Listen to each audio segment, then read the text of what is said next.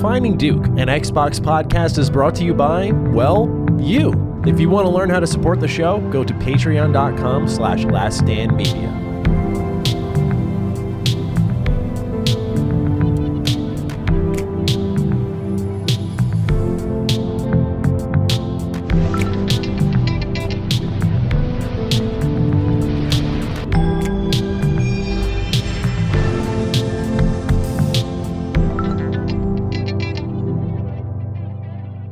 Salutations, everybody. It is Maddie here today, and I'm wearing a very awesome shirt. I really like my shirt today. Fine. I like your shirt. Yeah, like the little egg chilling in the ramen bowl.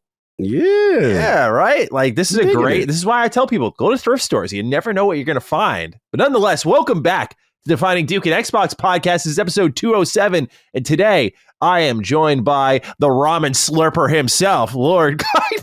How are you? Yo, I'm getting messages about you, bro. Wait, they be what? like, yo, yes, I'm getting messages. They be like, yo, Maddie is hilariously, sometimes unintentionally funny. So they hit me. It was like, hang on now, unintentionally funny? Because sometimes that was natural funny, right? That was what you just did. But last week, they was like, throat coat should have been hashtag DD throat coat because they were going and they was like, bro, I had to stop it. They was like, how they said, Cog, I saw your face and you were trying to contain the laugh and he didn't realize what he did. And I said, yeah, I know, that's my man. I know what he do. I honestly, like, dude, it's such a common thing in my house. Oh, it's a common thing in your house. The tea is very common. You know, like, you know, when as someone who uses their voice a lot. You seem very talented at the throat coat. Yeah. Look, man, you use your voice a lot. You got to coat it. You got to coat it with the tea. That tea is very soothing. And so I was recommended to my good friend Cog, who was having some problems with his throat. I was like, coat the throat, bro. So yeah, if anyone, I'm telling y'all, here's the thing. Mark my words, 2025 is going to come around. Hey, Dukes, just writing in to let you know, I tried the throat coat tea, and it actually did help during some winter sickness. Thanks for everything. I guarantee, bro, someone's going to write in and tell me they got the throat coat, and it's going to change their lives. It's a tea you can buy in like a local store. Mm-hmm. Try it out if you're having throat issues. It's really great. I get what everyone's saying suddenly. Oh, bro, they going in. It is hilarious, man. But how have you been other than being wild with your shirt and everything going on? Yeah, I'm doing great. I feeling a little extra energetic today. This is like one of the last things I'm recording before I'm on a good fat break. And I've gone over numerous times. I'll keep it brief. Also, I'm going to like upload a separate video on my channel kind of just talking about things. But yeah, man, it just feels good to kind of be approaching that release for a little bit. I don't take for granted what I do. I love what I do every single day. But for me to do it as well as I always try to, I do need that time to rest and recover. And I'm looking forward to it. I'll still be doing this show when we get back in January. I'll still be doing the show. Of course, but I won't be, working on Mr. Maddie or Retro Rebound video content for a while. We just announced and we recorded the final episodes for Retro Rewind. I'm shutting that down. So, yeah, the idea with that channel was let's try to focus on a smaller community, see if we can grow a Patreon through it and kind of just focus. It's not about numbers. It's just like, let's have a really cool community and see how many people want to come out to support. And a decent amount did, but it was one of those situations where Locke was kind of trapped by the channel. My schedule was trapped by the channel, and our big plan just didn't play out in this way. And that's a very short way of putting it. There's a whole episode we spend kind of talking about it as we get into Temple of Doom. And we also talk about it more extensively in our final episode. But yeah, it was one of those things where this is a new era for me of like making health choices without some sort of trade-off. Like anytime I've said like, oh, for example, I'm going to dial back Mr. Maddie. Like I went from uploading 7 days a week to 4. Great. Yeah. But what did I trade it off with? I started 2 new channels. Like I was defining Duke. Like I was adding to it. So it was, you really, if anything, you're doing more, Maddie. And that's more work. Yeah. So going into the new year, I've done the spiel before of like, I'm going to do better this time. But it really is a level of acceptance of you can't just keep trading out and trading in and swapping and trying to find a new way. Like you can do this life smart, Matt. You can try at least. I have definitely, for the amount of people writing about health as wealth, I feel bad about myself because I'm like, I'm not really health as wealth. And I feel you. My lower back hurts a shit ton right now because I'm in this chair 12 hours a day. I'm not eating really well. Sleeping great. I'm not doing any health as well this last month. And I feel like I needed that to be like, brother, you got to purge some habits. Yes. Starts with organizing your work schedule a little bit more. And so that's why we had to shut that down. I'm going to miss it. I love doing them, but I discovered how much I love movies. I love going to the theaters. Like, that's been great. But it was one of those things where Locke and I both we had so many talks. We're like, we got to do what's right for both of us. Like, Locke needed it. I needed it. We were like, let's just shut this down and move on to our own personal things after. So people want more context on it and everything like that. You can check out those episodes, but nice. Locke will still be kicking around on like rebound and stuff. But nice. Yeah, just that was like step one. Like, make a healthy choice for yourself, even if like it's disappointing. Like, again, I said on the episode, but like, it's the first time I've actually just shut something down and not been like, but don't worry, like, got this, or this is happening over here. Like, when I shut down Ham Radio, it was a podcast on my channel since 2014, but I was like, yeah, we got Defining Duke though. And way better show. And I think the proof's in the pudding. But I always had the answer. Like, this is the first time I actually had to shut something down and be like, I'm sorry. Like, there's no back and forth, there's nothing in the other hand. That's it. Gotcha. No, it happens.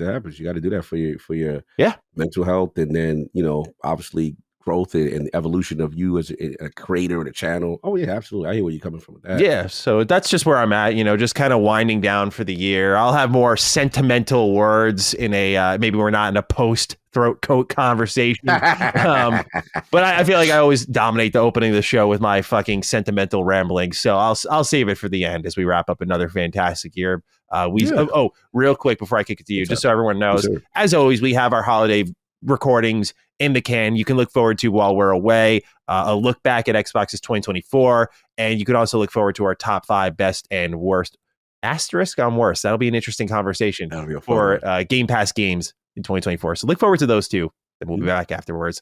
Cog, kicking it to you. How are you doing, sir? Yeah, man. I mean, just trying to get to the finish line, bro. Like, this is the finish line week. And then after this, and then, one more ILP for the year. And then, I will be disengaging for a bit. And it is needed. As I already told you, offline, and, 2024 has been a brutal year for me. You know what I'm saying? As far as just, other things that I'm trying to get going on. But the cool thing about 2024 is just like, you learn who the real ones are, right? You learn who the real ones are. Oh, yeah.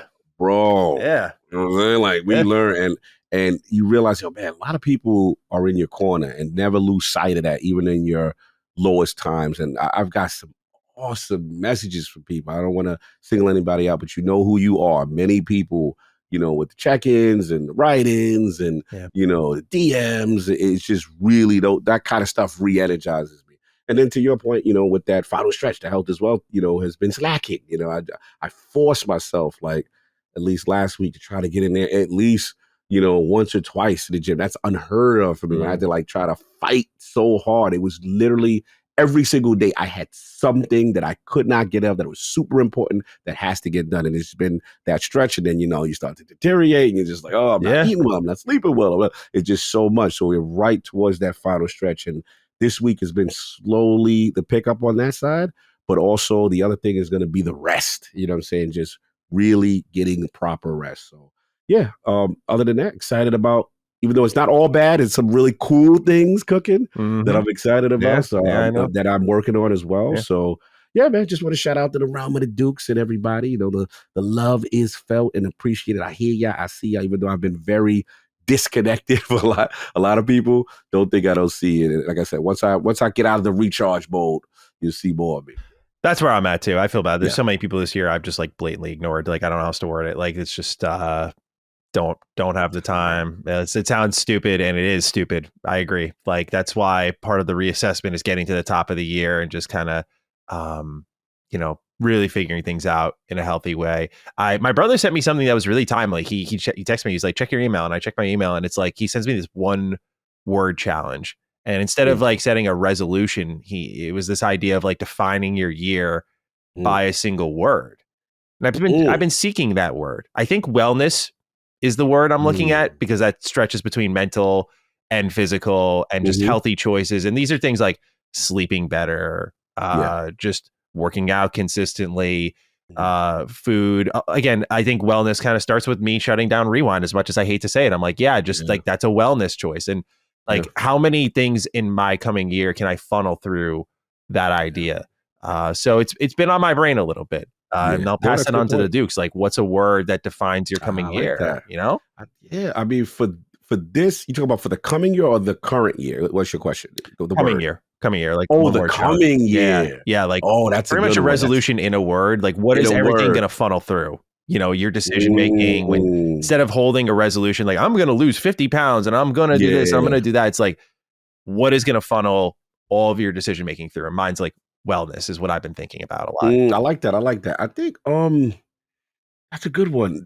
I'm thinking of like 2 words, but I'm trying to narrow it down because there's part of me that's like, you know, resilience is very important to me right now because it's like, I think you got to learn, you know, that old expression, like things happen for a reason and that kind of thing. But I think you need to learn from every situation you encounter, whether it be positive or negative, to get you ready for the next moment. And I think for me, you know, my resolve has been tested and I'm the most positive person going. Like I'm the guy that's like, yo, you know, bro, we gonna get through. And this is the one I was like, yo, this is crazy. I know. Yeah. So I think how I'm looking at it is my resiliency. It's just like, you know, you're gonna get to where you need to be. And you know, I'm starting to believe it. You know, even during the dark time, I'm like, yo, you're gonna get there. Good. Just learn from everything, and it's gonna formulate that next step. Kind of thing. I think that's where I'm at right now. Yeah. I think if I were to define this past year, looking back, I don't know if entering the year I would have had this mindset, but looking back, values. I think values was my year. Like I learned who and what I value most this year more than any other year in my life. It was a very foundational year for my young adulthood. It really was. Like I just learned so much so quickly about myself and the people in my life that that's another reason the time off is going to be great, just to kind of now enjoy this new sort of system I'm creating for myself, if you will. So yeah, it's been a great year. You know, it really has been. Not to rain on your parade, because I know you said it's been a bad year for me, but I'm trying not to let those. Yeah, of course, getting married to the love of my life was the biggest one of it all. And that's the thing I've kind of left in my head. It's like, it's very easy to focus on what happened a month after that. But if you let that define everything, you're missing the point.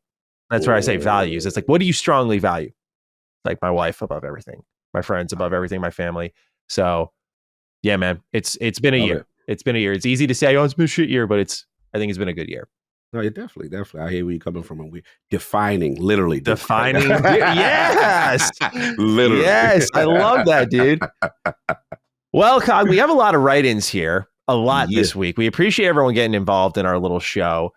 We do have some corrections. I want to issue one on myself. So last week, you even brought it up, but I was so indifferent to it that I did not register.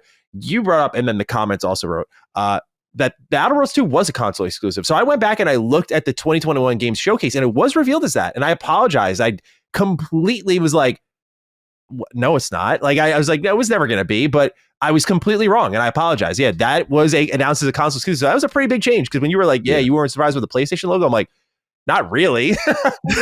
Now knowing that, I'm like, oh, okay. Well, no, I understood your mindset though, because you were coming from the private division.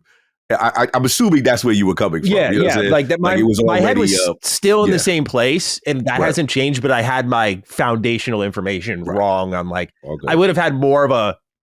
If that was in mine, I would have still had the same conclusion of like, oh yeah, it makes sense. Yeah. But at least there would have been a level of like, oh yeah, that did change versus like that never changed. Absolutely. So thank you to everyone who wrote in about that in the comment section. But we did get a write-in from our Patreon, patreon.com/laststandmedia, from Matthew Ash. He says, hey, Lord Beefy and Lord of Plays. Small possible correction from last week's show with RGG and Virtua Fighter. There was a comment that RGG is now starting development of the series. However, not sure if you were aware, but RGG was responsible for the 2021 Virtua Fighter 5 Ultimate Showdown, making the team familiar with the series. Have yourselves a Merry Christmas and a Happy New Year. Also try and enjoy the much needed break. Thank you, Matt, for writing in, and I appreciate this correction. Now, with this correction, we did have a topical write-in that I wanted to pick up for you, Cog. Let's get it. Jambi writes, hello, Code Red Dukes. I hope y'all are doing well. The announcement of Virtua Fighter and Project Sentry got me thinking, are we witnessing the beginning of a SEGA renaissance with Crazy Taxi, Shinobi, and Jet Set Radio, among others, completely rebooted, coupled with high critical receptions of Infinite Wealth and Sonic X Shadow Generations? Are we seeing another Japanese behemoth rise just like Capcom has? I'm not counting Atlas in here as they have always been good. P.S. I want another Sleeping Dogs, you and I both. Have a stay sexy, stay active, love you all kind of day, and happy holiday, you bastards. Thank you, Jampy, for the write-in. Love. Cog, are we witnessing the renaissance of SEGA once more? Is it as exciting as it was all those years ago when they dropped in with the Dreamcast? Bro, it is popping right now. SEGA kids are eating. It is such a renaissance. Shout out to my man Arcade. Shout out to my man Everborn Saga. There's a lot of SEGA kids I know that really, rep that Sega. Mm-hmm. And it's funny because like Jeremy said, people try like the Atlas is part of this. Like Atlas is so part of it. And that goes to show you. But I just love what they're doing. We talk, obviously the Super Games kind of stuff, the initiatives.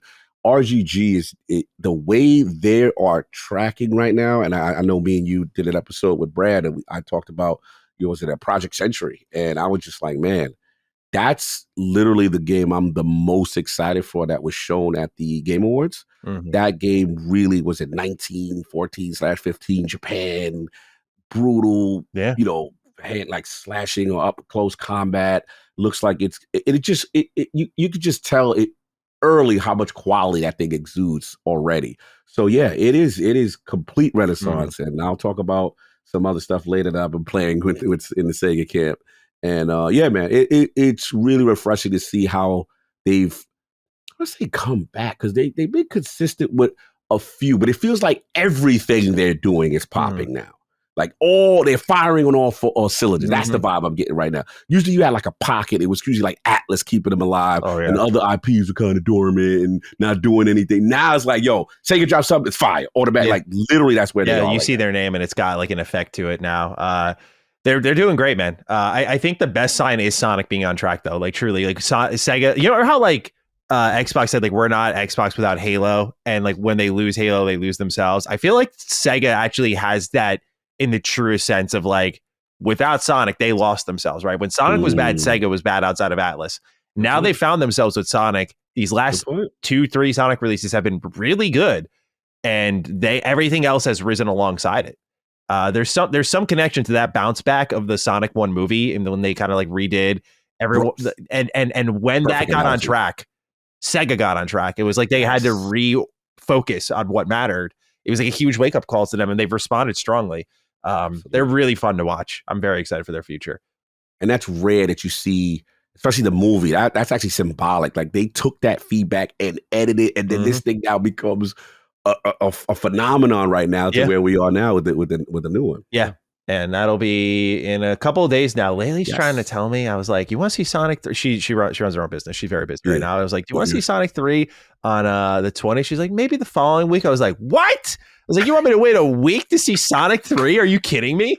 So I'm in negotiation phase right now, seeing if I can get her out of her work. I'm trying to see. I already am getting tagged about the Sonic Shadow Generations movie DLC, and they're like, what do you think of Keanu's performance? Spoilers, it's fucking bad, bro. It's fucking terrible. I'm sorry, he might be better in the movie. Play this movie DLC. Someone play this movie DLC and tell me he's cooking. And Keanu Reeves has been great in games before because I loved him as Johnny Silverhand. Listen to his performance in this game and tell me he's cooking. I want to laugh at you. I want to laugh at you. Savage, bro. Even I can't talk about what I'm playing. No, even RK, your man, Lord Sonic, even he was like, I was mixed on it. And he loves Sonic more than anyone I know. So your disdain for this performance is terrible. It's terrible. The movie might be great. I expect better from the movie, but that DLC is fucking awful. Okay, the stage is awesome. The challenges are awesome, but that's fire. They did Westopolis again. It's cool. But dude, the actual voice performance, I was like, dude, give me Kirk Thornton back right now, please. Jesus. Yeah, like no, it was bad. It was bad. Daddy has spoken. Now this might age horribly. By this time the episode goes out, we'll have movie. So I'm playing with fire. I'm okay with that. Yeah, I want the Dukes to follow up in 2025. Ask me for my thoughts on the Sonic 3 movie. I'll have to get it out at some point. Yeah, you got to get that going. We have a lot of health as wealth write-ins, Cog. This one in particular is really powerful. I'm going to read them all because I went through our Patreon thread, and there were a few others that I wanted to include. But I want to start with James Solar, who writes, "Hey boys, I hope all is well. I wanted to contribute to this week's Health is Wealth segment. I'd like to apologize up front for the lengthy write-in. You're fine, James. The health is wealth I always make the exception for. I need people to get their bars off, get their stories in. There's always context that matters. Oh, hell yeah. Cog knows, but I want to say it here again. Listening to your Health is Wealth segment saved my life. I've been obese for my entire life. I've always been a XXL or bigger. I tried countless methods to lose weight or be more active or anything that I thought would help. I was never able to stick to a plan, and I became discouraged again and again. In 2022, I lost my job. I turned to food and completely spiraled out of control. In late 2023, my weight hit an all-time high. I gave up and accepted that I would be stuck with a crippling junk food dependency and addiction until I inevitably die at 40. In mid-2024, you, the Dukes, taught me that it's never too late to start making better choices and to ask for help when you're struggling. I saw a doctor, I started working out in my garage, and I aggressively started monitoring my food intake. In the last 6 months, I've been more open with my friends and family about my struggle with food. They've helped me stay on track, and I've lost nearly 50 pounds in 6 months. I know I still have a long way to go, but this has been an incredible start. Listening to DD made me start taking care of myself, and for that, I'm eternally grateful. It's not an exaggeration to say that Maddie and Cog saved my life when I thought I was already dead. Thank you for everything. Best, James S. P.S. I'm typically very far behind on podcasts, so I won't hear this until January. Damn. What a write-in, dude. Cog. Oh, wow. Bro, powerful. I like what he said, because shout out to James, again, we always talk about that accountability. And then what I like about it is they actually told others what was going on. Remember, I told you that whole man thing, super extra tough for no reason, trying to take on the world for no reason. But the thing that he said is real too, is that I have a friend that goes through this too, like depression eating.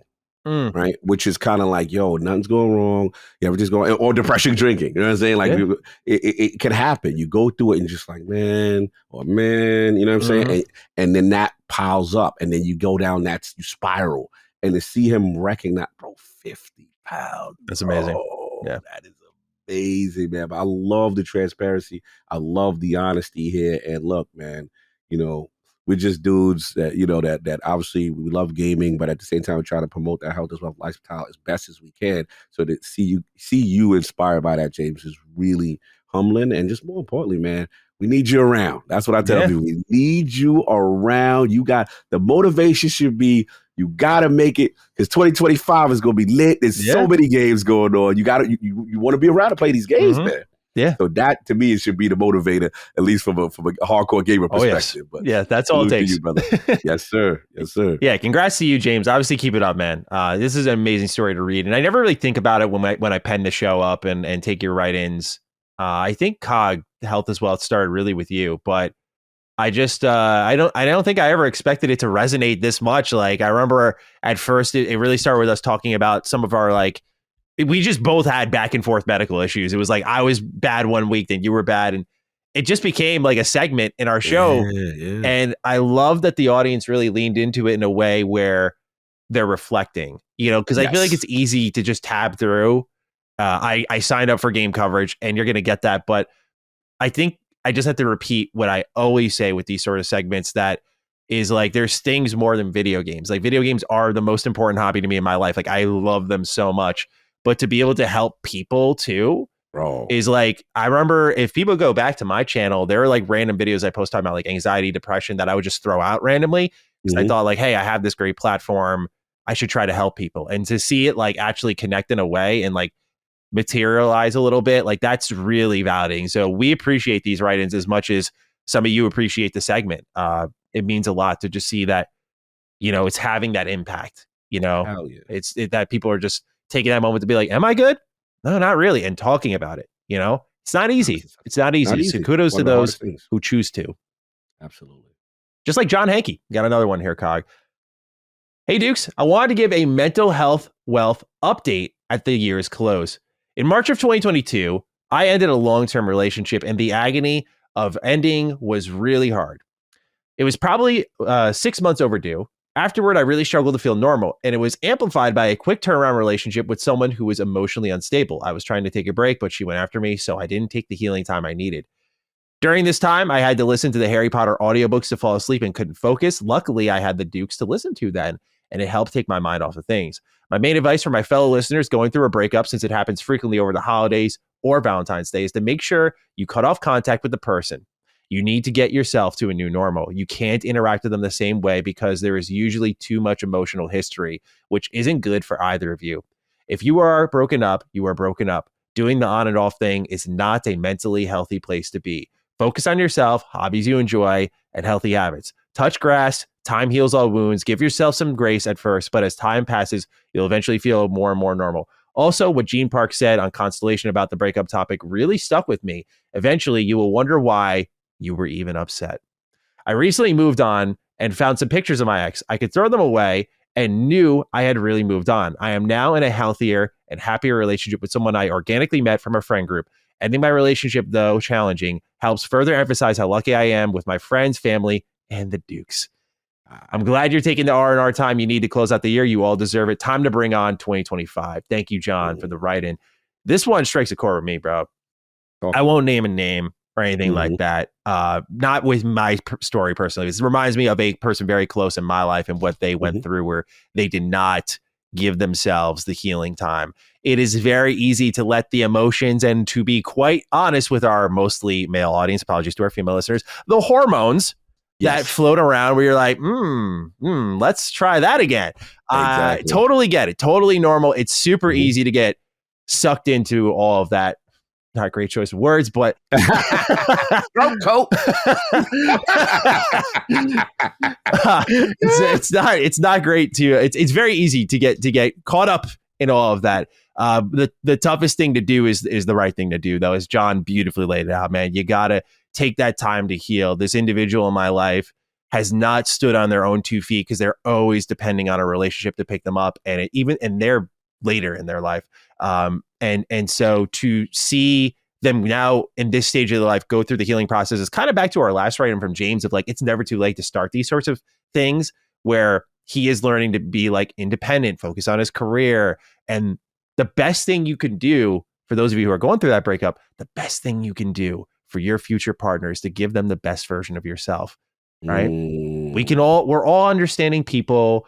We're willing to deal with different amount of issues, problems, baggage. Compassion exists for a reason. Yeah. But, you got to make sure that when you're putting yourself out there, you've healed. And it is that natural moment of like, for me, when I went through like a breakup or whatever, it's like when I can delete those pictures and not think twice about it, I'm like, oh, you already know. Bye-bye. Yeah, you're good. When they don't have that effect no more. Yeah, it's liberating. And the thing is you realize it when you don't realize it, is my term, as in you're not thinking about it at all. And that's why normalcy is really good. That's why, like, when I'm going through a lot of things, I feel like getting back into work, not overworking, but just getting into a day-to-day routine helps normalize some things, because it's like it's not holding control over you. But those initial days are tough because it's almost impossible to focus. But great writing here, John. I'm glad you're doing better. Out to John. Yeah, that's one of the realest write-ins. Yeah. Breakups are tough, and the emotional connection you have. And the hardest thing is that clean break, because the heart wants what the heart wants, and no one likes the loneliness part. But then you remember, what you always got to remember is, one, your mental health, having that separation to allow yourself proper healing, because guess what? That people can see it on you, and you kind of bring that into the next situation.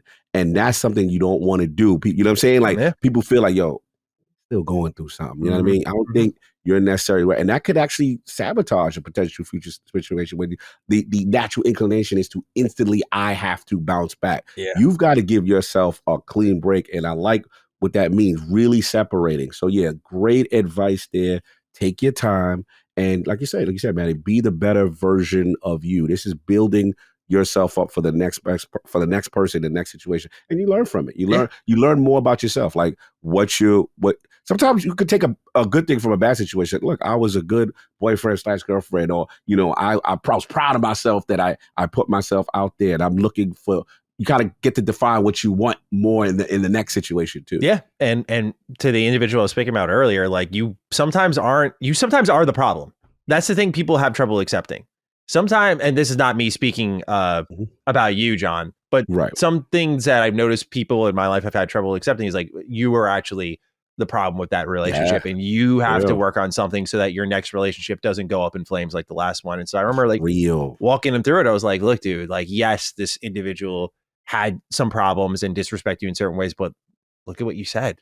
Like, you're not part of the solution. You know, you got to reflect. And that's the toughest part, I think, is if you think you're at the heart of it, just like growing from it. I mean, relationships can inform you more about yourself than any single thing. What do you value? It's all about values. It's like, what do you value?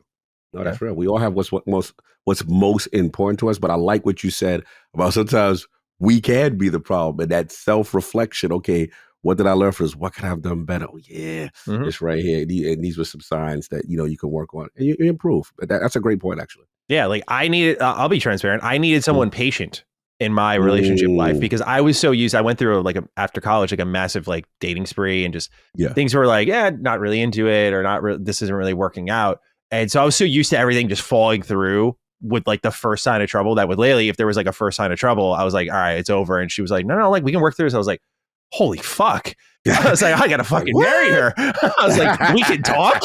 Oh my God. Yeah. So yeah, I needed a patient person. I needed someone who was willing to be understanding of my issues, and I worked through them, and I'm a much better communicator. But I definitely was a source of a problem if I was like immediately just like, yeah, it's fucking over. Sorry, that sucks, you know? So yeah, just that's good. Yeah. What I learned with me is that I can't let things bubble. Like when I'm bothered in a relationship, sometimes my natural inclination was not to cause drama, and we'll get to it. And it's not about causing drama. I had to be more honest when something actually bothers me. And verbalize it. That was one of my biggest weaknesses because I'm trying to avoid the confrontation. Yeah. We'll get through that. It's not a big deal.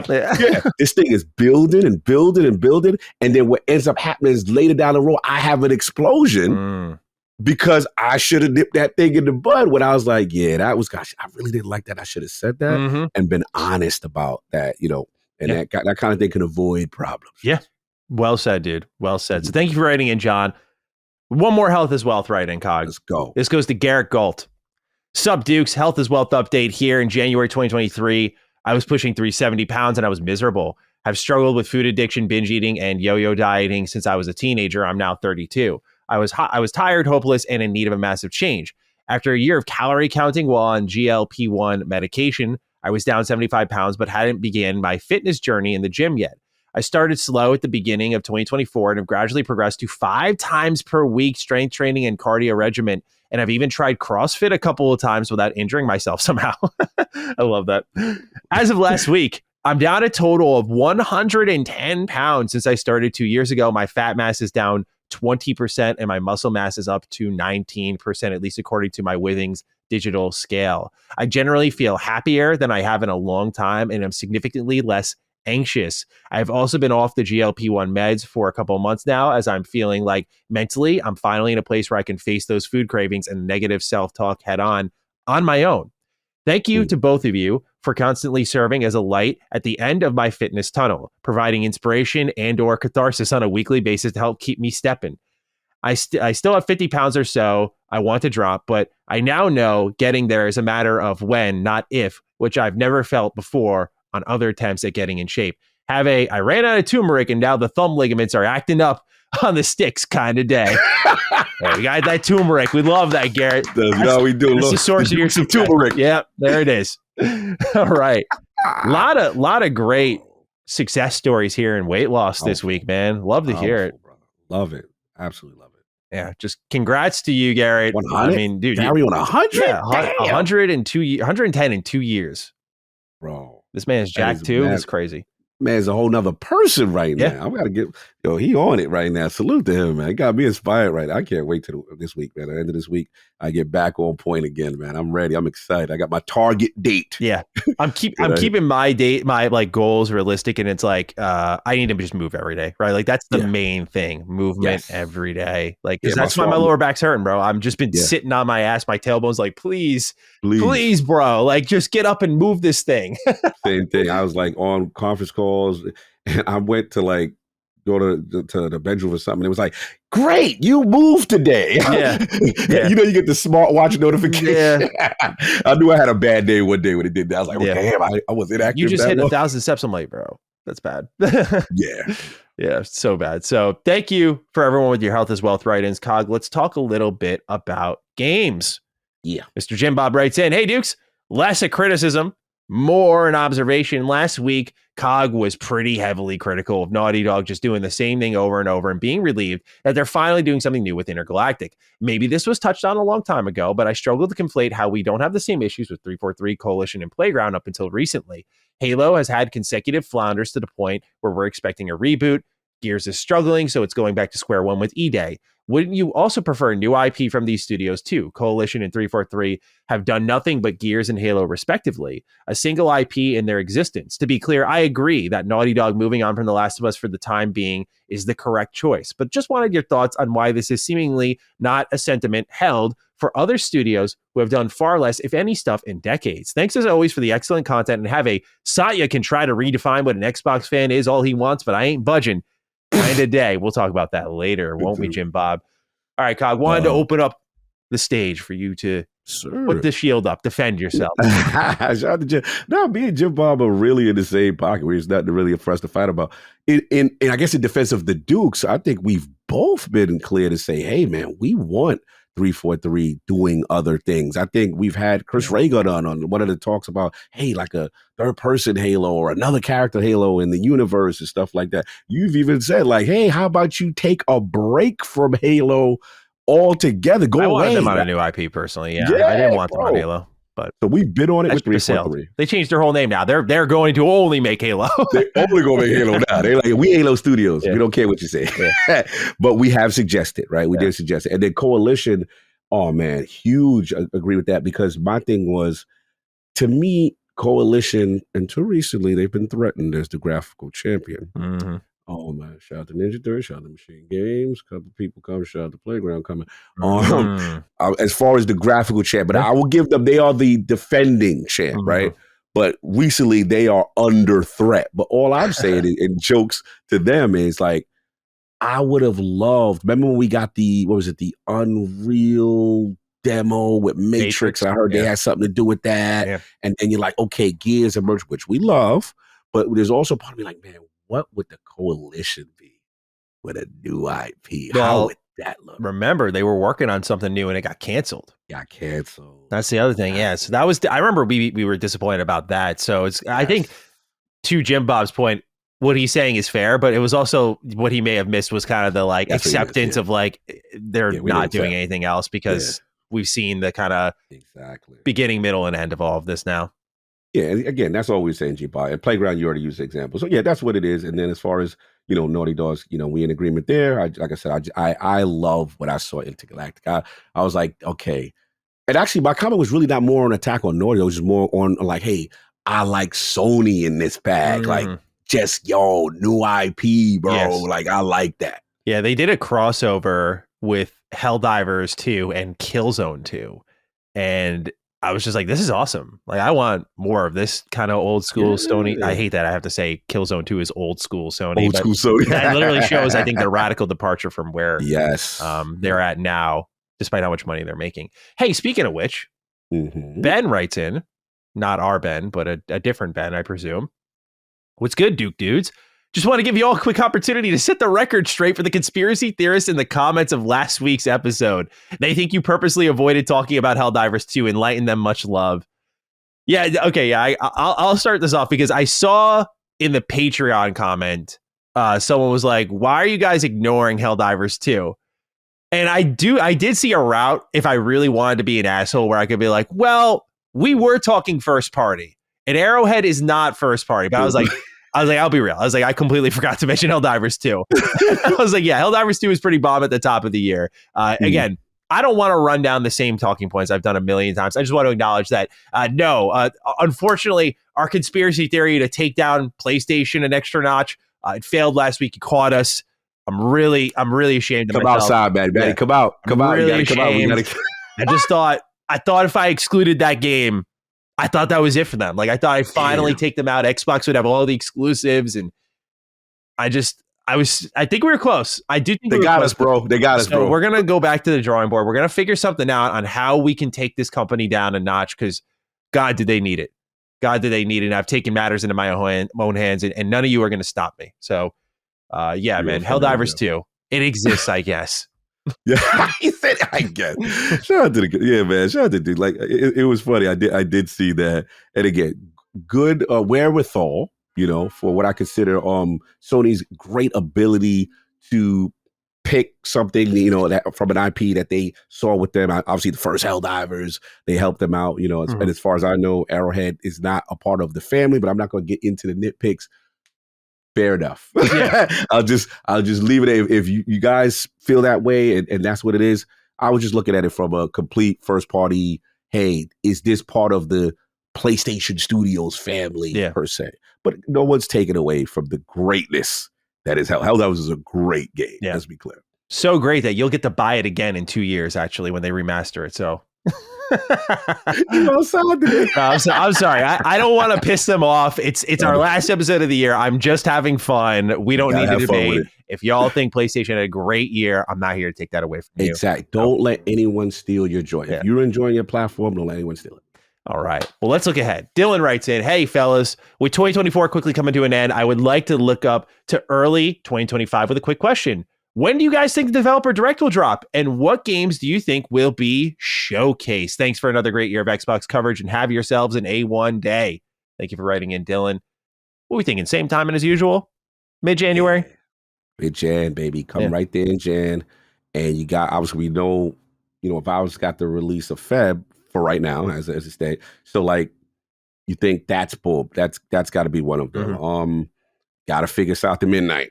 We got to hear about what's going on there. They seem to be ramping. I would like to know about Fable. Mm-hmm. You know what I'm saying? If possible, maybe, at least a mention.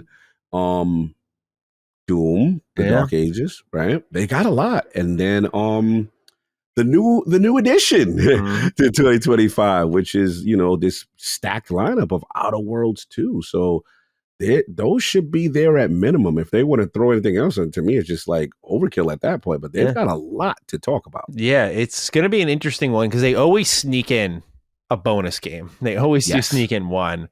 And my conspiracy brain is I'm like, this Oblivion remake has to be floating around. This has to be floating around. I'm like, that would be one. I'm like, maybe they wait until June. They really do. I've said this term before, so I apologize if people are like, oh, here he goes again. But like, they do have an abundance of riches heading into this year. And I think that is a fair comment just on IP alone. We don't know if they're all going to deliver, but you have Outer Worlds, Fable, Doom, potentially an Oblivion remake. You have a new IP in Avowed, South of Midnight. Like, there's a lot. That's a lot, man.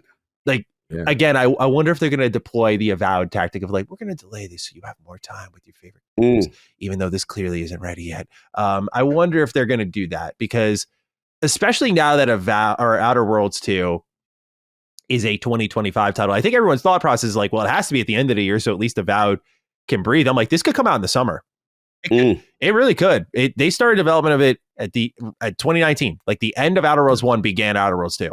So I think this game could be ready way sooner than people are expecting. And it could be a 6-month gap, kind of like a double feature we got with Insomniac, where they're like, yeah, we did, what was it? Spider-Man and Rift Apart. Right. Rift Apart, yeah. They were really close to each other. I was like, holy shit, dude. Like, they're just firing on all cylinders. So that could be way closer. And then people are thinking, well, if Outer Worlds is coming out at the end of the year, then Fable's getting bumped. And there's been no indication that Fable's getting bumped. We'll talk about a game that might have been bumped out of the 25 window, according to Jeff Grubb. That'll be our first item on the news here. But they have a tough task ahead of them when it comes to the developer direct because so many great games to talk about. And the trick is that they usually keep it to 4 announced and then surprise with a 5th. But I'm like, you kind of have 5 off the start.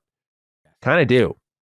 Yes, and last year we saw the interesting change where we thought, remember we were thinking like Towerborn's the extra one. Like, are they going to sneak in this or that?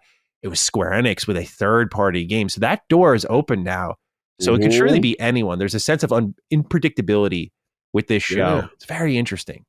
Speaking of which, hold that thought. Yeah. Speaking of which, I'm thinking about that third party situation again. It's something else. Okay. Well, we'll get back to it in a little bit here. Next up is Yeah. Meatball Cog. I owe you a congratulations, as does he. Sup, Dukes. Congrats to the Lord Beefy on his back-to-back fantasy draft victories. What's going on, Maddie? Are you going to let your boy go 3-0 next year? You're the host of the show. You got to mix up your strategy, drink a Powerade, and get your head back in the game. Focus up and let's get this W next year. Otherwise, I think Cog might have to take his hosting reins from you. Thanks for all the entertainment this year and hope you all have a great holiday break. Thank you for writing in, Meatball. I do have to bow to the king a little bit here. 2 years in a row is very impressive. And here's the thing. I'm going to take, when we do our next draft, whatever that may be, we might do it in the middle of a show, I think, because we don't have DDU anymore. So I'm thinking what we'll have to do is me take it a lot more serious. I get too bold. I put Suicide Squad on my list. I was like I just have too much fun. And that's why, like, before, when I used to play fantasy sports, I over prepared because I knew I'd be like, oh, it'd be sick to like pick Paul Goldschmidt as my first baseman this year. Like, I could play Monster Year, just like emotions take over. I have to come in more prepared when it comes to these fantasy drafts. Cog comes in with great preparation. He makes some safe picks. Call of Duty is one, he gets Yakuza in there. Like he mixes it up with what he loves, with what he knows will do well. So I need to come in ready to win for real, Oh, let's go, man. I need some competition out here, dude. Just saying, man. Okay. A couple of years. See, this is what happens when you slander Hellblade 2 the way you do it. I'm just joking. That was on your list, wasn't it? Actually, I think 1 year, I think Hellblade was on your list 1 year. Yeah, I predicted it was like a 21 or 22 September title, something like that. Yeah, just like those fantasy lists are bad for me. I looked at some of them like, people think I'm so fucking stupid. Like, bro, it's tough because it's the heart. We all want to go with our heart, and then we want to go with safe. But then I try to limit. One of the strats I use, I try to limit. I take a shot. Mm-hmm. One of my shots did not work this year. I thought for sure Infinite Wealth would be in the Game Pass bag like they did Like a Dragon. The RGG was like, nah, we like it. We still get money over here. And we're not trying to take that in the Game Pass right now. So that was my big shot that I thought for sure was going to happen. But it's a good mix. And now shout out to Meatball. Look, I actually love it. And wait, hold on. We got to shout out the homies. A man's that does the last call, LSM last call. Oh, yeah. Keeps track of it. Bro, LSM last call. That is my homie right there in the building. Good dude, man. I've actually did they've got a podcast. Him, Sean Mason, and Midnight. They got a podcast. I was on their pod one time, and it was really, really fun, man. So salute to them. And salute to shout out to my man for doing the LSM's last call for doing that. Yeah, like that it's hot the way he's doing. Awesome, and the graphic design is really good. Yeah, he got a future. We got to get that man. He that's some talent right there. That's some graphical talent. 100%. All right, well that does it for our write-ins, Cog. Let's get into our first item here. A big Xbox game may have been delayed in 2026. Jeff Grubb said on a live stream covering the Game Awards that Xbox had a big game that was supposed to come out in 2025 that has just now got delayed. Now, Nate Drake, who's an insider, had followed this up on Reset Era by saying that any game that Microsoft publicly dated for 2025 remains on track for that year. Outer Worlds was planned for 2025 since last year, reportedly, and the publicly dated 2025 games are South of Midnight, The Outer Worlds 2, Avowed, Doom the Dark Ages, and Fable. So, Cog, what do you think got pushed to 2026 if Jeff Grubb's rumor is true? Are you muted right now, or is my headset? No, you good. Oh, okay. I was not professionally podcasting. I was like, wait, where's my headphones? No, you good. No, I said this is tough, man, because I don't know. Look, South of Midnight look like it's coming. Avowed, seen it twice. It's coming. I guess I'm gonna go on a limb. If I had to, if Grubb's situation turns out to be true, right, and there's no need to not doubt Grubb or anything like that, I will say this. I do feel like most of these are on track. The only one that I'm curious about is Doom, actually. Well, we saw a little bit of it, yeah. We saw a little bit of it. Not saying that it don't get busy. Not saying, what we don't know all the other working components of it, multiplayer, all the stuff. How far are they truly? Maybe they are allotted more time. But one would think like Fable seem to be still going where Fable it's going. should be. I mean, for God's sakes, like they've been working on that shit forever, man. Like Fable should be close. It's either Fable. If one of them gets delayed, to me, it's either Doom or Fable. And Fable only for the simple fact of like, hey, okay, I got a scenario. We do know big GTA is outside. Mm-hmm.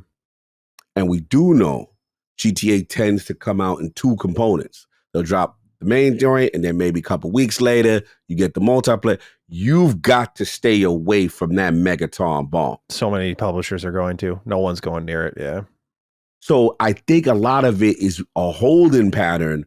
We got to know when the nuke drops and stay out of that proximity. What is that? Where the nuke drop, that radius, yeah, that mushroom cloud that's about to happen. Stay away. So yeah, the only scenario I see is if like I don't see them doing a shotgun blast this year. I do think they could spread it out. I got you'd a little hope bit so more with faith. this slate. These are all outside of South of Midnight big games. Yes, because that's what messed them up in 2024. We thought we was getting this nice segmented, and then boom, and it's like, oh, yeah, bottom half of the year, bottom half of the year again.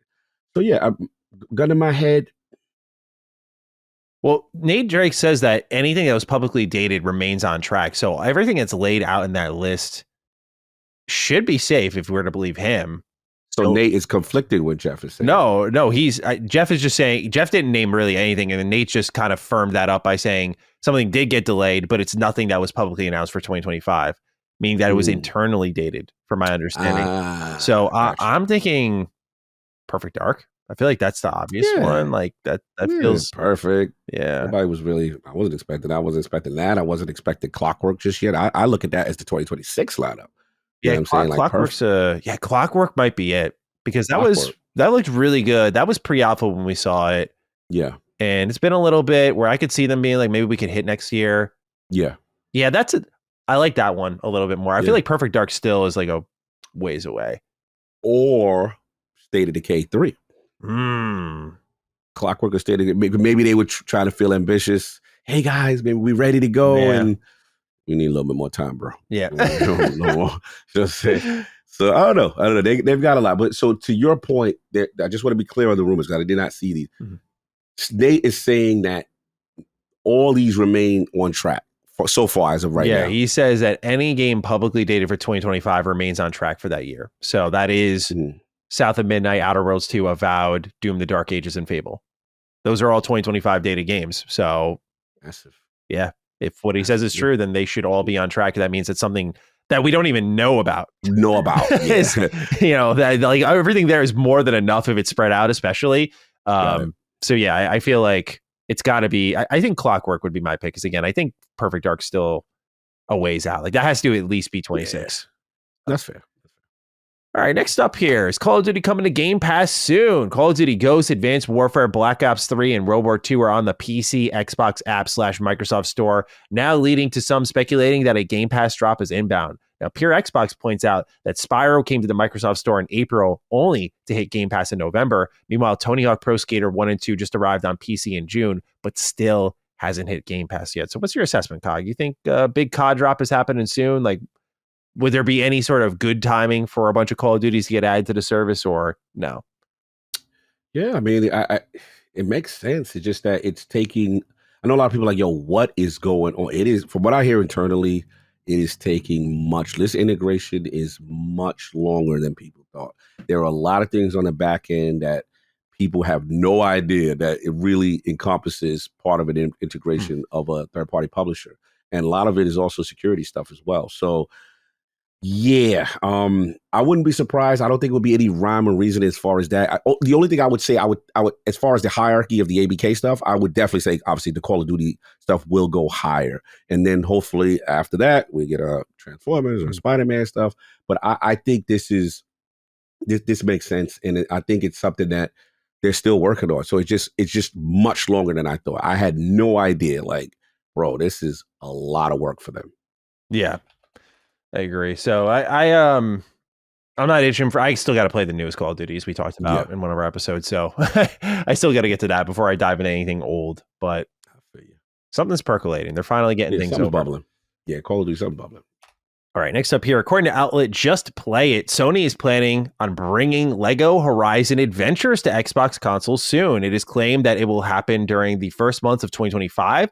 Back when the game was first announced, here's how Guerrilla Games narrative director James Windler reasoned out why the game would arrive on everything but Xbox. Quote, right now, we're just very much focused on pushing this hardware to its limits and making this game look as absolutely amazing as it can possibly be on this hardware. And, you know, we don't really have anything to announce about Xbox right now, end quote. J Pick writes in, howdy Dukes, first time writing in on the show. Thank you for writing in. Congratulations. And I wondered if you had seen the report about LEGO Horizons potentially coming to Xbox that Insider Gamer wrote an article about. Why do we think PlayStation are potentially releasing LEGO Horizons on Xbox? Is there some sort of contractual reasons with LEGO that are forcing PlayStation to release on Xbox? It begs the question why it wasn't released day and date on Xbox in the first place. If it was a PlayStation change in strategy, then you'd have to wonder why they allowed Concord to die but are pushing LEGO Horizons elsewhere. Have a PlayStation is now going third party kind of day. Oh, spicy.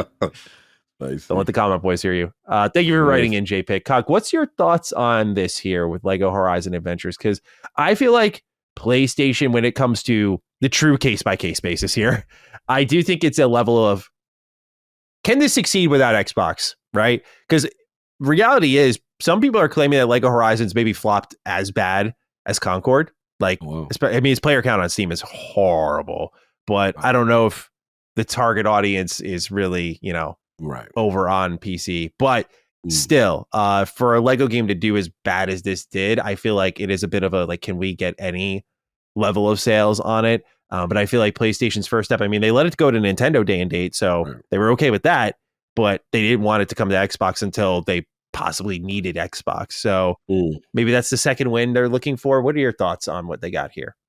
This is surprising to me.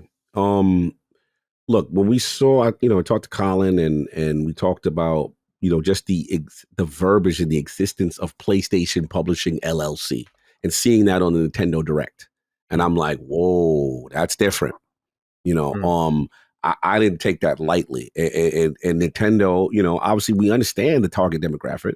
But the reason why, if this rumor is to be believed, that this would be very significant is because PlayStation's actions to this point have been like, hey, yeah, we're willing to go to PC, but we ain't willing to give it to you, Xbox. So even if it's a minor title in a LEGO title, it's still a big deal. This is Horizon. This is a major franchise, one of their pillar franchises when you look at, PlayStation Game Studios. So if this is true, this is a big deal. This to me is like you're creaking the door open or something. And I do wonder what's the structure of the LEGO arrangement. Like, not that it's one-to-one like an MLB The Show where MLB came in and was like, hey, bro, we need this. You know what I mean? Like, this need to go more places, bro. Maybe LEGO holds that way. I don't know, right? And LEGO's like, hey, this is way underperforming than what we thought. And maybe that, because there is a part of me that does agree with J Pick. Like, I can't see Sony willingly wanting to do this based on the way they've been moving and the way their business is constructed. Their business is, PlayStation is a core part of our business, a core competency. That other stuff we do is cool, but that's what makes our bread buttered. That's not helping the strategy per se, unless you got a gun in your hand and you are forced. And to me, that does feel MLB The Show-ish to me. You know what I mean? So we'll see. Third party kind of muscling a little bit. Yeah. I can't see look, they were, case in point. The thing that makes sense is what Phil said, which is Helldivers, right? Like bro, or even when they acquired Bungie, there was a concern like, ooh, maybe they try to lock that down. Remember when we first heard Bungie announce, Destiny fans like, oh man, this might be exclusive. Maybe they pull that, kind of thing. And they're like, no, it's going to be, everywhere, that kind of thing. I'm like, all right, cool. But I don't know, man. To me, PlayStation's still been operating like, bro, you not getting it unless our hand is forced or unless a third party like Square or a mercenary says, hey, bro, we're good. We're not taking the money hat. Yeah. We're going to, you know what I mean? Yeah. But what do you think? What do you think is going on here? If this rumor is to be true that LEGO Horizons is going to Xbox, like what do you think? I think it's just a salvage of a failing product, frankly. I think I don't know if it's signs of things to change over time. I think you can get away with this one, frankly, because it is LEGO. It is kind of like this fun for everyone sort of thing. I guess like if I thought Xbox did like Lego Halo, I would expect that everywhere. Like even in a exclusives only world, I feel like that just makes sense. You know, it's like an E for everyone sort of family title. I guess the counterpoint to that is you look at Nintendo and they do family titles exclusively. So that argument may fall short for some, but I do feel like this is just like, you know, PlayStation shut down Concord, which I thought was wise. And then you look at Lego Horizon, it's like, this isn't doing super well for us. And we have a chance to at least just have it available everywhere heading into a post-holiday season. That's the best you can really do, I feel. Do you think that would be a trend moving forward with unsuccessful things? I think I think it depends on they have to assess the optics. I think like literally, that's why I said case by case. Like I do think this is the true case by case. Like, is this a black eye to just let Lego Horizon Adventures go over? It's like, no, it's different from like, oh, we did a spinoff for God of War. Like and it was like a roguelike that just did not mesh well with our fans. And we brought that to Xbox. I think that would raise some alarms because that's like a prominent IP. No disrespect to Horizon, but like it's different from like a standard Horizon game. Like if they did a live service Horizon game and that came to Xbox, that would be like okay, there's something here. That's where I would start to see some warning shots go off. But Lego, that third party, I think you had the perfect comparison. It has MLB The Show energy where like Xbox, I think the report was they went to MLB about this and sort of something filled kind of they backdoored PlayStation on it. Yeah, that's the vibe I got. You know, we want this. And so PlayStation had to make an Xbox version. Right. And so I think it could be a similar thing where if Xbox really saw, I don't think Phil's going and calling Lego to push for Lego Horizon Adventures because we knew Phil's like one of his big things was like, we need simulation baseball on our system. Right. I don't think he's out there like, we need another Lego game. So I do think it might be Lego who maybe with the licensing fee or the investment is potentially saying like, hey, we want some kickback. Put this shit elsewhere because we're limiting the amount of sales we can get here. So that would be my guess from the outside looking in. We share the same theory. All right. This is an interesting one. An ex-Bethesda Game Studios developer and Nate Purkeypile, who worked at the company from 2007 to 2021, he was like one of their art directors, if I remember correctly, spoke on the amount of loading screens with Starfield. And I thought what he had to say was interesting because this is like someone who literally worked on the game, saw it in a different state, and was shocked by how many load screens are there. He says, quote, "It could have existed without all of those loading zones." By the way, this is in reference to Neon. Like some of those were not there when I was working on it. And so it was a surprise to me when there were as many as there were, end quote. So IGN continues to write, why did Starfield launch with so many loading screens? Purkeypile said part of the segmentation of the game has to do with the way the creation engine, which Bethesda uses to make its games, works.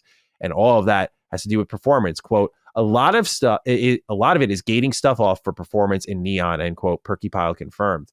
But what about New Atlantis? It was designed with a train system in mind, but doesn't let you sit on the train as it takes you from A to B. Instead, you get another loading screen. That decision, Purkeypile suggested, not confirmed, was more about having players not just sit there for the train ride. I'm sorry, he was lead lighting artist and senior world artist for Starfield.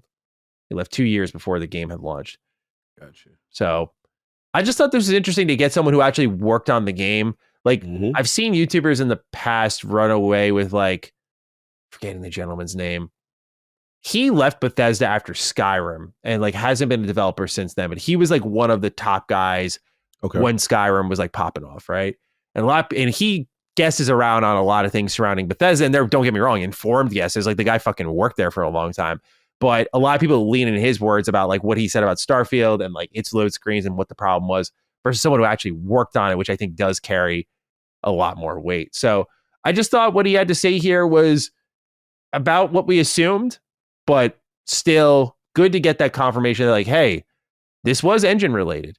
And what does that mean for a game like ES6, you wonder, which has potentially more scale? What does this mean for other Bethesda games? I know, again, this is focused on Neon, but it seems like, again, New Atlantis was like a stylistic choice, and then they just leaned on the loading screens heavily. What do you make about what Nate Purkeypile had to say on Starfield's load screens? Yeah, thank you for bringing this to my attention. I didn't see this. This is really informative stuff. I get from it as game design choice, and I look at it like, because I think it's a fair nitpick to say like Starfield got a lot of loading. Yeah. We cannot Oh, yeah, minimize a lot of loading, right? And I think about it when I think about that world. I think about Neon. I think about New Atlantis. I think about all the NPCs boom and everything that's going on. There's a part of me that says a reason why they may have done this is also part of the reason why, in order to incorporate their vision that I guess we all disagree with the whole, 1,000 planets or what have you, right? If you're going to do a scale that big and you're going to do semi-open world or whatever we're considering Starfield, in order to be able to go from point A to point B, they have to, they're sitting there trying to get the most performance out of this model and creation and this iteration that they're trying to do. So I think that's what it is. Because I'm thinking about like, all right, when you're on one of those planets, right? And then you've got, the warehouse, the base. Now, granted, yes, people are going to say a lot of those planets are barren. I get that. That's fair. But I'm just talking about incorporating that style of gameplay in conjunction with, because the thing with Starfield, it's a mix. It's, you got all these 1,000 planets, and then you got these quote unquote crafted planets like the Neons, the New Atlantis, the joint that Sam Cole lives Aquila. at. Where Aquila. Is it Aquila or Aquila? I think it's Aquila. I always butcher it. I always do too. I always say Aquila, and I think that's wrong. It's Aquila, I believe. Aquila it is, I guess, whatever that one is, right? Ahead, so I think about planets like that, and I'm just like, okay, in order for them to get the performance on console, maybe these are the sacrifices that had to be made with this type of scope in game design. And I think that's what it is. I'm not, to be honest with you, I'm not as worried with an Elder Scrolls 6 per se. I just think Starfield is this one-off weird situation where they tried to do something boldly different and use this generated stuff. And I think these are the sacrifices that had to be made in order to accomplish this thing. And that's where I'm leaning towards. If I had to guess, I don't know for a fact. I'm just guessing, looking from the outside in. Yeah. I just love that we're getting more developers speaking and just getting insight on questions people have. Like, I think the biggest problem games has right now is like misinformation and bad faith assumptions, and let the people who like made this shit talk on it and explain it further and create that reasoning. I mean, again, a lot of us, what we assumed was like, yeah, it's got to be something with the engine and just like performance related.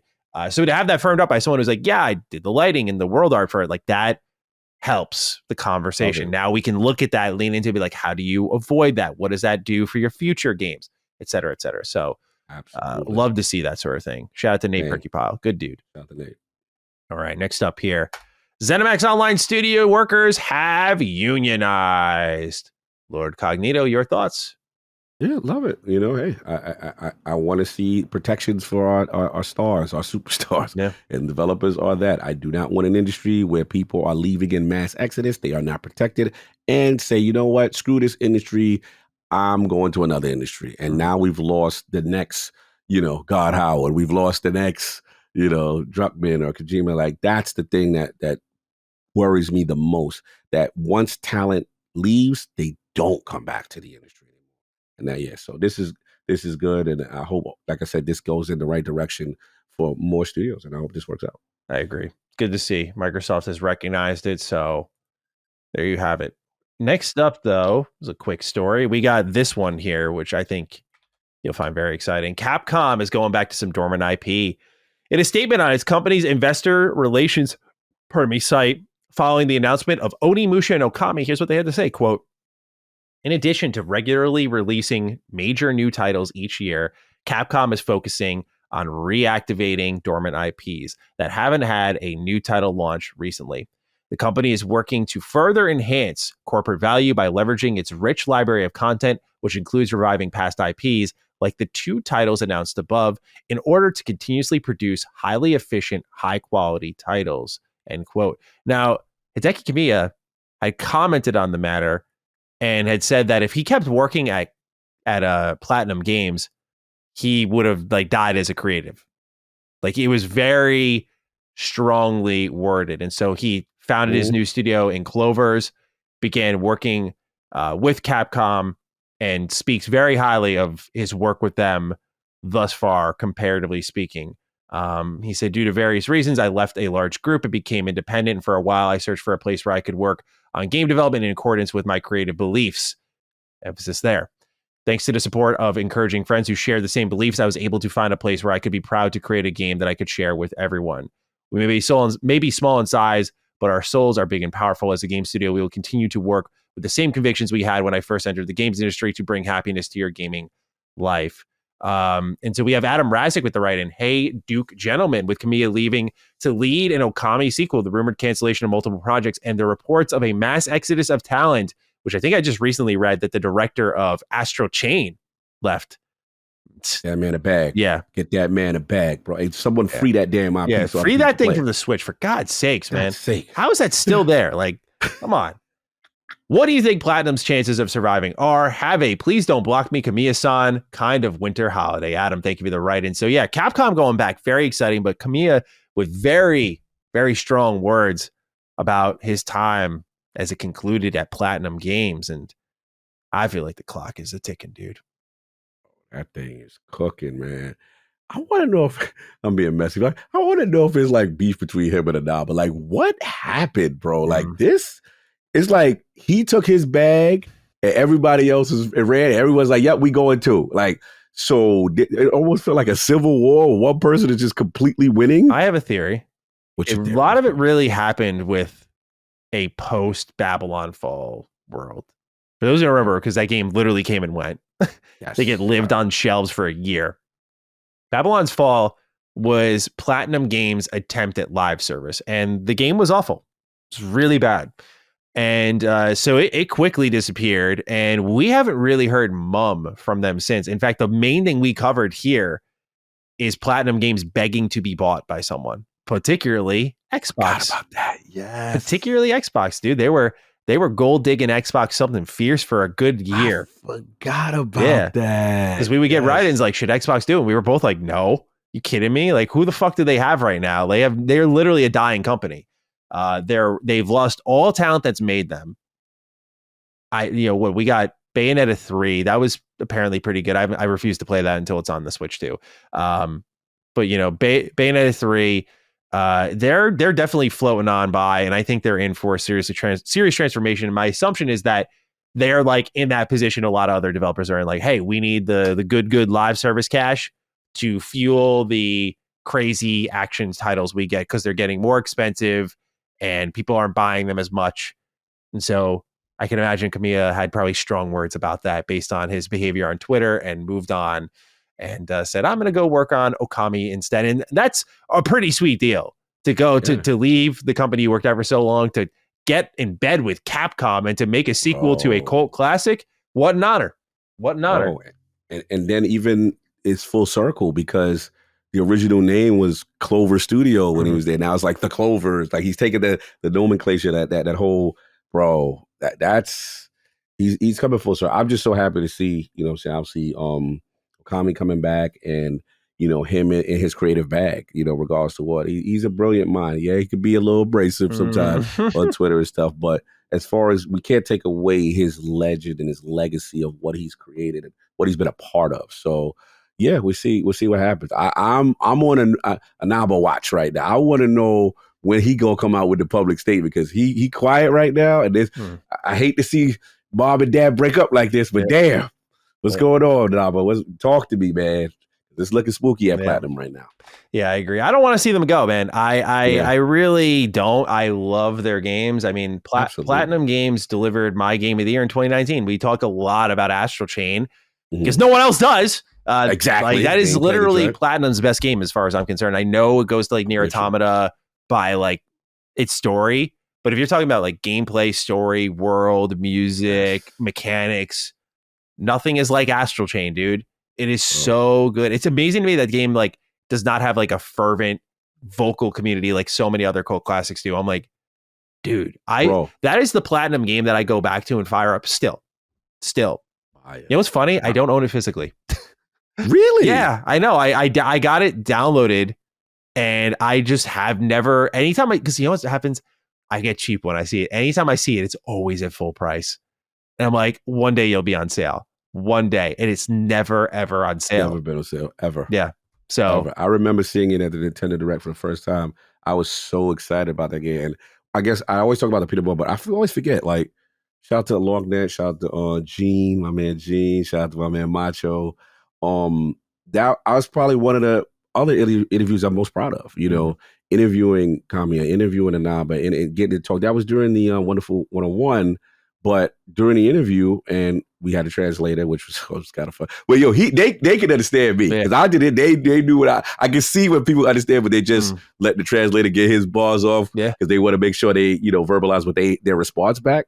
But I had to give Astral Trade its flowers. I was like, bro, that right there, that's one of your best creations. I'm a huge fan of it. Yeah. That kind of stuff. So I was trying to shoot my shot early. Yeah, there you go. You know what I'm saying? He was smiling when I was saying, he knew what I was talking about. So it was cool. But yeah, salute to them, man. Definitely was proud of them. And salute to Kamiya, on his next his journey. Yeah. Where does your head go with Capcom? They're going back to revive dormant IP.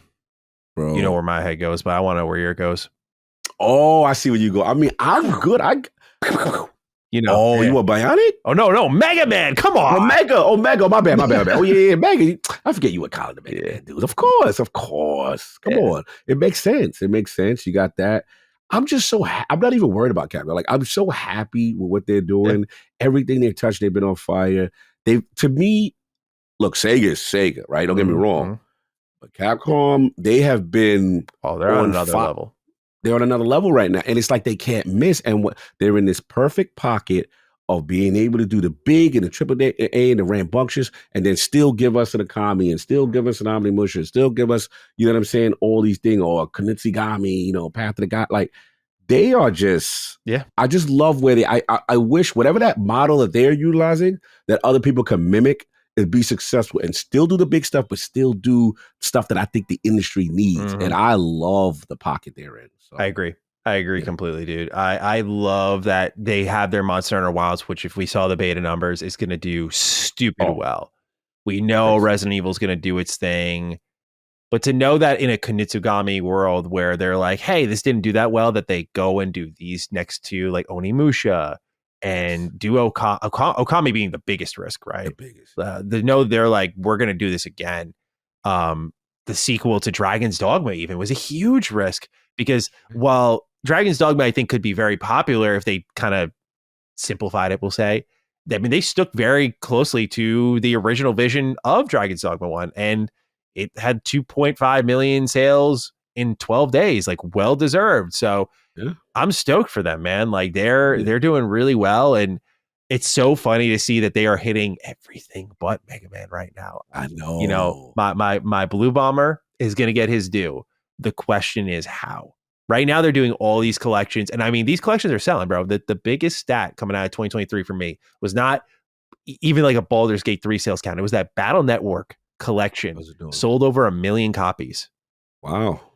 I'm just like, get the fuck out of here, dude. Are you serious? That's an amazing revelation to know Battle Network is that relevant to so many of us, but that Mega Man's collections just continue to sell. Like, it's getting to be that time where I am praying, dude. If I see Mega Man 12, I'm going to strangle Colin because it would be insufferable. Because I want nothing more than X9. And I always say to him, like, you got your due, bro. You got more than enough classic Mega Man games. The fact that it's been since the PS2, where we got the very underrated, by the way, X8. We needed an X9. X9. Or, I always go back, bro, X Command Mission. Do you know what that game is? I do not. Turn-based Mega Man RPG. Got my attention. Oh, it is Final Fantasy X meets Mega Man. It is Command Mission? Yes, X Command Mission. It is. You got my story attention. Is great. Gameplay is great. That rendition of X as a character lives rent-free in my head. He is so fucking cool. Fun fact, Mark Gatha, who does the voice performance for him, since his voice acting career did not blow up, even though he had one of the most iconic faces in gaming to perform as, he went and became a dentist. Yo, stop playing. He's like, I'm out. I'm like, dude, come back. Come on, please. But yeah, he was the same voice as X in X Maverick Hunter on PSP. But yeah, dude, I fucking love that game. I would love for them to bring that back or do a game like that. I talked about this with Jake Baldino and Skill Up, Have you heard of an X first person shooter? It's literally, it was called X. It was canceled. And it's literally a Doom clone for Mega Man. Yeah, it got canceled. But like you literally see like the finishers. He's like flying around, sliding around. It looks fucking awesome. Now that's how you get me. Okay. So the options are there, man. There's so many ways they could go about it. Legends 3. There's so many ways they could go about it. I got to speak to E because the biggest Mega Man fans I know are you, Colin, and Ebontis. Yeah. E goes hard for Mega Man. So I'm curious what he wants also. I'm curious. I'm trying to gauge the community as far as which direction, because I see you in your X9 bag. You know what I'm saying? I think X9 is the safest. I do. Like, and when I say safe, I mean like sincerely a level of like what covers the most ground that makes the most sense. Like, I feel like you need to establish a core side scroller or Metroidvania style title, one or the other. Yeah. To then branch out from there and be like, okay, Mega Man's alive and well. Now we're going to do this and now we're going to do that. Don't get me wrong, bro. If they did like a Legend style game nowadays, oh my God, bro. You win. Dude, like I want this world to be brought to life more than on the 2D plane. I'm just accepting that it's going to be on the 2D plane, but if they do 3D Mega Man, which they've tried in the past, failed miserably. Y'all play X7? One of the worst games I've ever played. Yes. Like, 3D Mega Man is a struggle, but people always forget that Legends exists and Legends is awesome. And so I just want to see this world brought to life in like a full AAA kind of game. And I don't know if they start there. Do they start small? They have to have something Mega Man related. But so help me God, if it's Mega Man 12, I'm going to jump out my window. Like, even if it's fire, even if it's fire, is that reluctant enjoyment we sometimes are subjecting ourselves to. Like, it's kind of good, whatever. Like I don't want that moment for myself, like I don't really want that moment. I got you.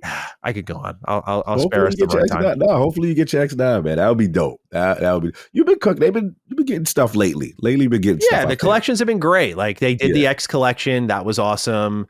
They did the Battle Network collection. I think they're going to keep doing collections for a while. Like I think they're going to hit all of them. Like they're going to do Star Force. They're going to do Legends. They're going to do. They already did Zero collection. I think that would cover it. I think I'm forgetting one, but I think they're going to hit all of these collections, port everything else over. Like, X Command Mission's kind of this weird, ambiguous title that floats in not any particular category of Mega Man. Same with Powered Up. I never knew about that Command Mission. I'm like, that's Command Mission is fucking awesome. That's why I think they should bring that one back. Cause I'm like, that's the game that you go like, yeah, you miss Mega Man. Check this out. So good. So what I would do for that to come back. So I hope it does. But anyway, I'll stop now. I'm going to get all giddy thinking about it. I love it. All right. Next up here, Borderlands 4 might actually be a serious video game.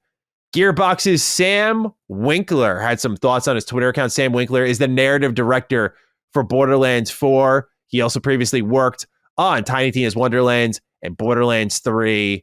And that might not be the most convincing resume, but to his credit, he is pretty critical of his own writing, which I can really respect out of him, man.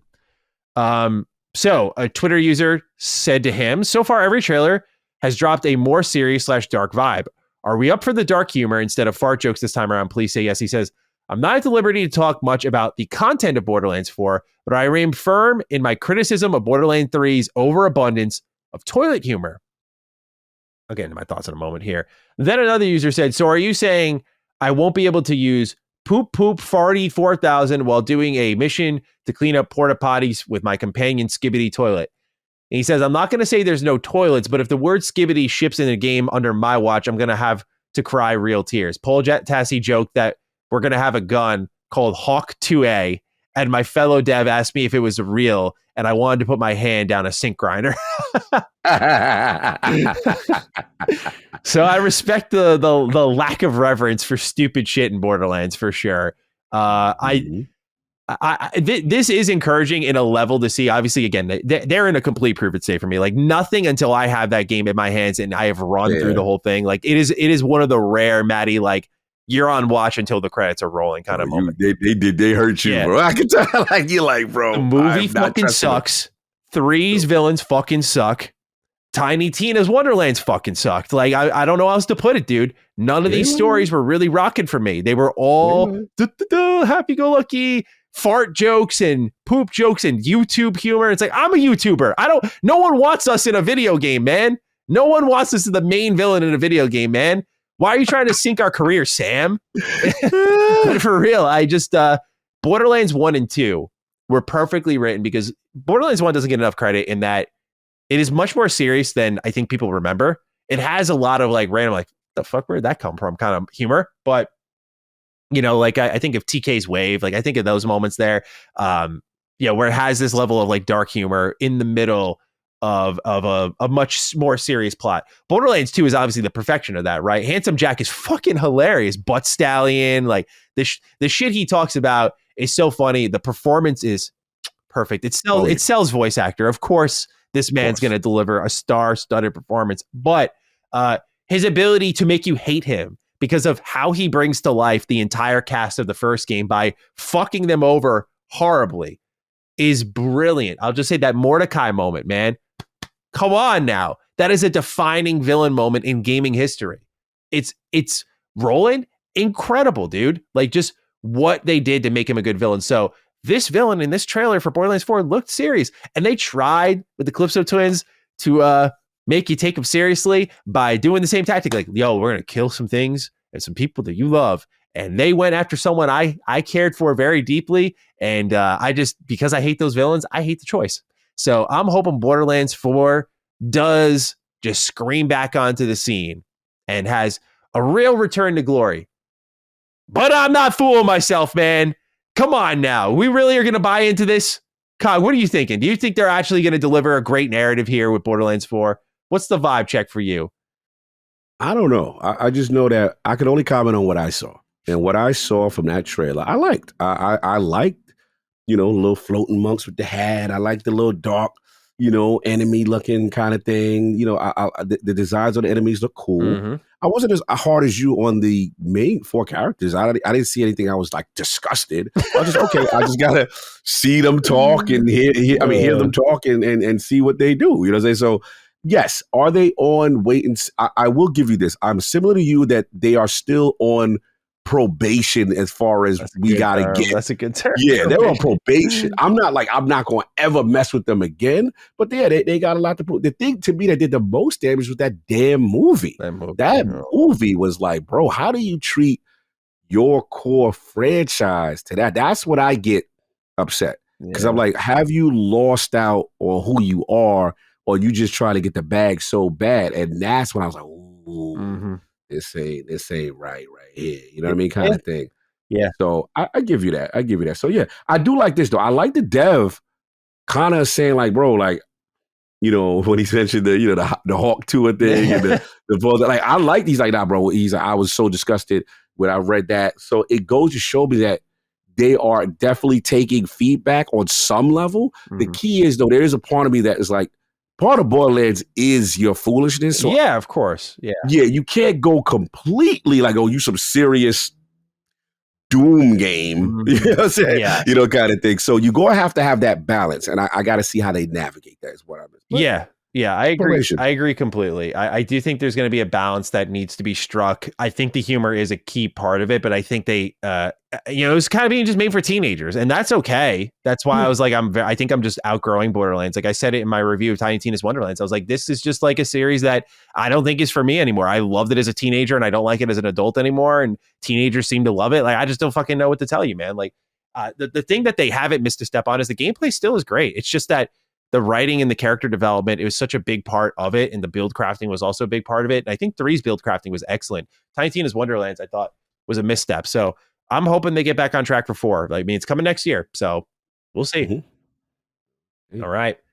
Cog, we have some new Far Cry leaks courtesy of Insider Gaming's Tom Henderson, the GOAT. And boy, oh boy, does he have some exciting stuff to share with us if you're into Far Cry. I'll read the article. In 2023, Insider Gaming had several reports on the Far Cry series throughout the year. Notably, the Far Cry series currently has 2 games in development, which were both originally under the same game and codenamed Talisker. Its next mainline title is now under the codename Blackbird, and an extraction-based shooter is under the codename Maverick. Both games are still in development at the time of writing, but their release dates have been pushed back internally from 2025 to 2026 due to complexities in development. Pardon me. Moving from Dunia to the Snowdrop engine and under development at Ubisoft Montreal, both games are set to move away from the Far Cry formula. Maverick, which takes place in the Alaskan wilderness, will see players fight one another, animals, and the harsh weather to survive. On the flip side, Blackbird will now see the players have to rescue his family, not played by Cillian Murphy, who have been kidnapped by a conspiracy cult that have been performing hallucinogenic experiments on animals and children. It's said that the player has 24 real-life hours, 72 hours in-game, to rescue their family, and the timer is reflected in-game by the player wearing a watch on his wrist. But it isn't just the gameplay loop of both games changing. It's understood that both games have had a significant overhaul to their movement systems too, including the addition of tactical sprinting, sliding, vaulting, and more. Seemingly, this is due to both projects originating from the same game and sharing similar movement mechanics, with the similarities of both games bleeding into one another. While other aspects include the inventory system and looting, also appear to bleed from the extraction shooter into Blackbird 2, with sources outlining that it doesn't affect the mainline entry. Quote, "I'd argue it makes a lot of sense given your desperation to rescue your family," end quote, said one source when asked. Internally, Ubisoft Montreal and its supporting studios on Blackbird are optimistic, but some concerns over Maverick and its future loom given recent events at the publisher. Ubisoft has been attempting to do a Far Cry multiplayer for the better part of a decade, and while an extraction shooter could make a lot of sense for the Far Cry universe, it was ultimately greenlit to chase trends, and the genre doesn't seem to have attracted the players' numbers that the industry thought it would. Defiant's recent cancellation and subsequent layoffs felt like the beginning of a downward spiral, some staff said, with Yves Guillemot's internal memo following the announcement of its cancellation not inspiring much confidence in those already unsure about their project's future. For now, though, Ubisoft is seemingly trying to break its own trend of chasing trends, and Far Cry 7, or whatever it's called, and Maverick seem to be a step in the right direction, albeit a considerable risk. What's the thoughts here, Cog? I mean, this is kind of what I've been looking for. Break the trends. I'm going to defer to you. I'm not the Far Cry guy, so I'm curious. Okay. For you, you know, as a person who plays the series, when you hear this, the development of these two titles, the changes that's been going on, and then obviously the trend chasing comment, you know, how do you internalize that as a person who plays the series, who loves the series? Well, first off, I just got to be clear. I don't love this series. Okay. Because I'm not the Far Cry. Colin loves this series. Yeah, Colin loves this series. I do not. I like Assassin's Creed way more. Okay. Far Cry to me was like good for a entry, and then otherwise has been the same thing every time around. Mm-hmm. I'll say this. I don't care what it ends up being. I like that they are trying new ideas. The problem is that what people don't realize, unless you study Ubisoft closely, is that Ubisoft many times has tried new ideas. Just they're a bunch of chicken shits and end up running away from those ideas. And by chicken shits, I'm talking about execs, by the way, not the devs. I'm talking about the execs who tuck tail, turn away, run, and go, no, we need something safer. And now they're seeing what safe has got them across the board as their company value continues to plummet. They need to get risky. Because at this point, it's like, the fuck else are you going to do, bro? Keep just throwing the same thing at the wall and hoping it sticks. Yeah. Definition of insanity. Yeah. Literally, funny enough, from Far Cry 3, right? So I just think with Far Cry, just knowing they're trying some new things, whether they pan out or not is one thing. But what happens is a lot of their games will make these subtle changes that they pose as big ones. Like I always think of Assassin's Creed Syndicate, which I do like a lot. But Syndicate hyped up a new combat system. Like we've completely overhauled the combat for Assassin's Creed. Hand-to-hand has never felt better. And it mechanically was the same exact thing you've gotten before. Just the animations were much smoother, much cleaner. And that is what's gotten people earlier before now mad at Ubisoft, is that they're like, we're making changes, we're doing different things. And they end up actually being like reskinned, repainted things of what you've already had. So I'm just hoping it's not that. I hope that mechanically there's a strong separator between Far Cry 6 and 7. This is a series that is really important, that deserves to have a lot of attention on it. But it shouldn't just be the standard open world collectathon fare. Like it's more than just open world junk food. Same thing goes for their Ghost Recon Wildlands series. Same thing goes for Assassin's Creed. Like these series are way more than open world junk food, and they should be treated as such. So I like that they're embracing new ideas. We'll see how it goes. I like that term, open world junk food. I like that term. Yeah. I mean, that's what it really is, right? I mean, that's how I consume them. I won't lie. You know, when they were like becoming just the same thing, like, oh, we know what this is going to be. Yep. A sense of unpredictability from them. Like, what is it going to be, right? One thing we kind of talked about it. We alluded to the idea with Naughty Dog and the reveal of Intergalactic. When we saw that logo, we're like, what are they doing? This isn't going to be the same as last time, right? Ubisoft as a major AAA publisher needs to adapt that same kind of mantra. Like I think all of them should. Where it's like when your name shows up, it's not like, I know this is going to be exactly this and nothing. Right. You know, and to your point, it is sad that I gotta give them credit. They do deviate sometimes. They try to do different things, and it'd be cool. And they just shut them down, dude. They shut. Yeah. Like it's not fair to the devs. So, they have great teams there. I feel bad for their prominent developers because they're just subject to bad management, man. I don't mean to bail them all out, but like, look, when you see a game like Mario Rabbids come around, that's not just like magic. It's like these ideas, like they had a sequel for the Immortal series cooking. They had like a completely new series built off that tech cooking. XDefiant shutting down is a real shame because I think that was actually a solid first person shooter. Like they have these ideas and some of them do squeak out the door, but their execution and their ability to get scared. I mean, they lost the guy who formulated the idea for the Mario Rabbids series. That's horrible news. Horrible news, dude. Ubisoft Montpellier is in like complete distress. Like it's not good. So they do need to go back to the drawing board and with their main franchises at that. So we'll see. I mean, again, for as much shit that is surrounded Assassin's Creed Shadows, and as fun as it is to talk about a incredible historical downfall on Ubisoft in 2024, Shadows doesn't look awful to me. Right. Like stealth gameplay wise, I'm talking about historical accuracy. Oh yeah, the new game. Yeah, I did see that. Yeah, I'm not. You know, the gameplay, like combat, feels like we have Sekiro or we have Ghost of Tsushima at home. I can't lie, but the stealth gameplay, like I'm seeing the Splinter Cell elements, bro. I'm seeing them. I'm like, ooh, this is the stealth I want in Assassin's Creed all along. So. Speaking of Splinter Cell and wanting something all along. Oh, yeah, there you go. That's the other thing, right? They play chicken shit with their audience on fucking Splinter Cell, dude. Right about that. It was bad. People were asking for that. You were asking for that for how long? Like, bro, that breaks my heart. Like, that is literally like my favorite stealth modern game. Like, I was the dude who was going head up. I think that I don't got no Kojima hate. But I was a dude, I was like, this is the real stealth game. I remember when it came, I was like, no, I love Metal Gear, but I was like, I just resonated with Sam Fisher and the things that they were doing and the light. I remember I was like, this game, the game could tell me if I'm in complete darkness or not, and it would affect the sight lines of the end. I'm like, oh, the split with the thing, bro, like, what? This is a franchise guy, like, what are y'all doing? Like, no one wants to make this. And where's this remake? We've been hearing about this. Remember the remaster, bro? It's a lot of bad decision making for them at the end of the day. Like, why do you continue? As much as I want to see you Beyond Good and Evil 2, 17 years of like on and off development. I know. Are you out of your mind? Oh yeah, you are. But like, you know, I don't have to ask that. But like, dude, like that's the decision they make. Like, we're gonna keep doing this, you know, but we're not gonna do that. For example, you know, we're not going to do Splinter Cell yet. Hope so. So it really comes down to organization and management. We'll see if they ever get out of it. But I think Tencent will get them before it's all said and done. This is coming. Yeah. All right. Last bit of news here. We'll get into what games we're playing afterwards. COG Dark Alliance is going offline on February 24th, 2025, and the game will no longer be up for sale. For those who don't remember this game, this was the second ever third-party day one game on Game Pass. It was first Outriders and then Dark Alliance.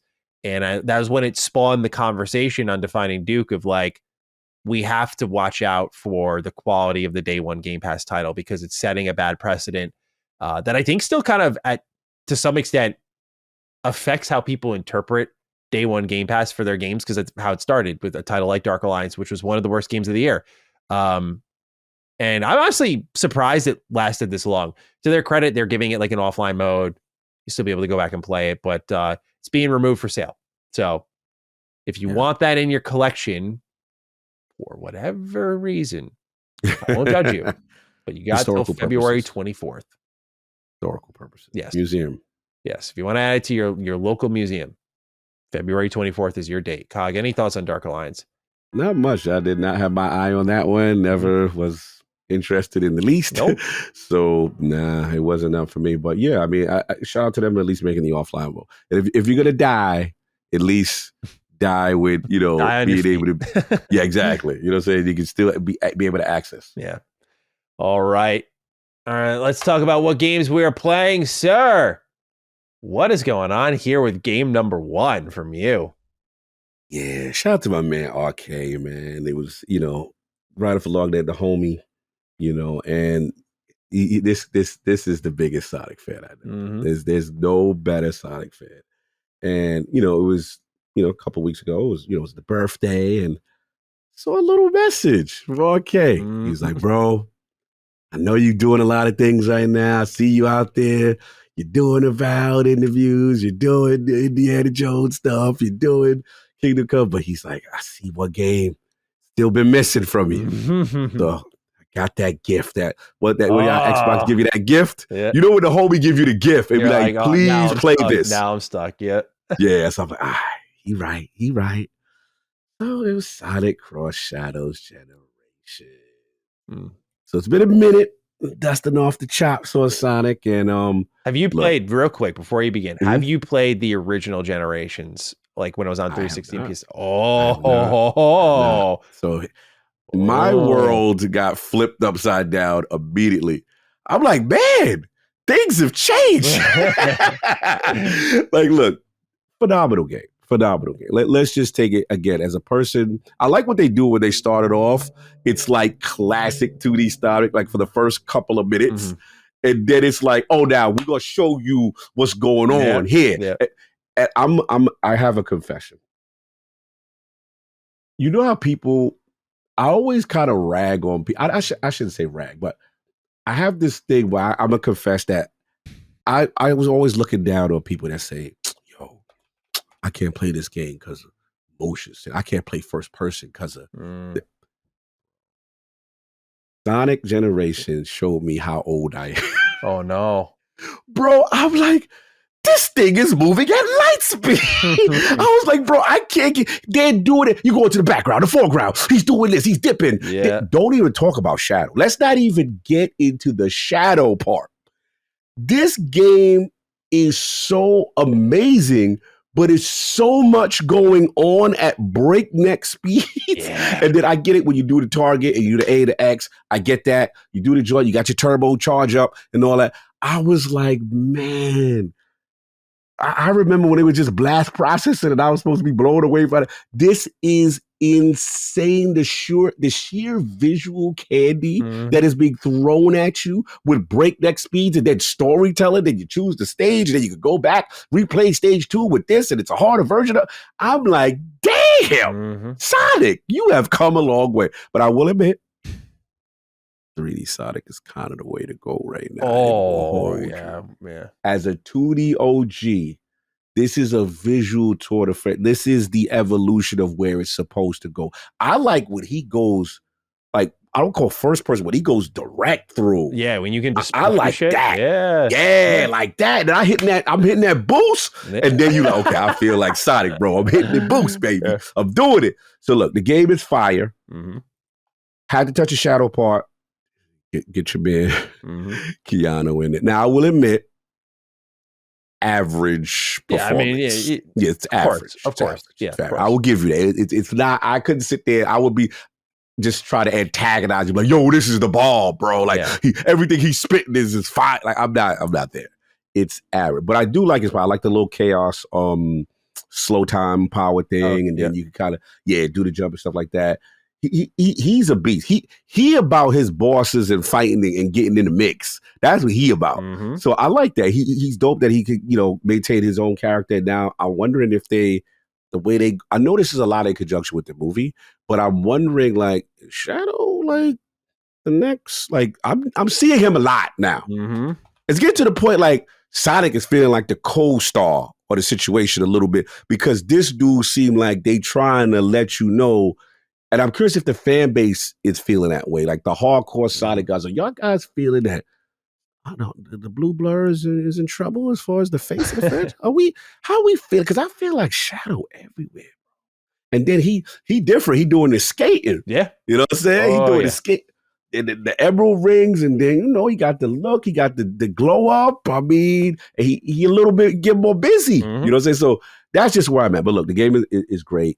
Really love it. It's early. I'll be honest though, I don't know if I can stick with it. Not because the game is not dope. That this thing is just, it may be too much for my old sensory self. Yeah, bro, I don't know how y'all doing this. Because, like, I mean, listen, the competitive in me is I'm trying to get A's and S pluses. So when I'm ending the match and it's like B minus C, and I'm like, nah, we got to do that over. You know what I'm saying? Like, I don't like seeing B's. Like, I was the same way with Hi-Fi Rush, but I mastered Hi-Fi Rush, and that was more of a timing thing. Sonic is moving out here, bro, and he's going in every direction possible. So that's just me. I would just, maybe it's an adjustment period, and I got to get used to it. But I do like the game. Shout out to Arcade. But I was just curious as a Sonic fan. I just need some tips here, man. How y'all getting around with this generation? It's a little bit of mastery. Like it's tough. Like it's supposed to be tough. Like you're gonna have like bad ranks your first go around. These stages are big, but as you go through them again and again, the beauty of a Sonic game, I've realized, is like you see the alternate routes, the shortcuts. It's a mastery. It's not reaction. Yes. That's what I thought it was. It's my reactions, but it's you're moving so fast, like you can only take in so much at once, even if you're like younger. It's just like it's a mastery thing. Like when you're getting to a point where it's like the paths are going to split. The way you learn that, have you tried any of the trials? No, I haven't tried trials yet. Okay. These are going to be necessary to get boss keys in Shadow Generations. And that's to progress the main story. So you'll end up trying them out. And that's where you'll learn how many routes there are and like how many ways to play this game there are. And that's where you'll start to understand, like, there's a mastery level to this sort of thing. Like they'll have like usually 3 check boxes of like, for these trials, how to get the S rank. And you'll realize and repeat. These are quick, like 1-minute things, right? Like they're mini games almost. And as you go through them over and over, you just get more intimate with the stage. And I mean, the benefit of Sonic Shadow Generations is that these are old stages remade. So if you've played the older games, there is, for some people already, that sense of familiarity diving into it. For you though, you should stick with it because you'll see you get better. You're going to, as you get deep in the game, the stages get tougher. You're going to get worse scores. But if you play them repeatedly, you'll get good at them. It's not, I promise you, I know it's your first thought, it's an age thing, but it's really not. I know it's really that's what it felt like. I know, because felt like bad. I wasn't supposed to be here. I was just like, oh man, I feel creepy cog again. Here you go. I feel like this is not, all the young kids is on the court and I'm the old guy with the high socks. That's how I feel. I feel like I should not be here. I was like, I'm only here because my man told me, yo, you gotta play. Because normally I would be like, I'd have just waited. But to your credit, and I will say this though, man, the production value has come a long way. Oh, Shadow Generations is the best they've seen for sure. Like that is definitely, when it comes to other, Frontiers was solid. No, I'm sorry. Frontiers boss fights are fucking crazy. It's more than solid. But Shadow is like the most, like, it captures that feeling you had of Sonic when from what I understand, when you were younger, of like, these are actually cool characters. Because in that Shadow DLC, when he grabs the missile and kind of throws it at the back. So cool. So cool. Yeah, definitely a coolness to it. So I'm playing that.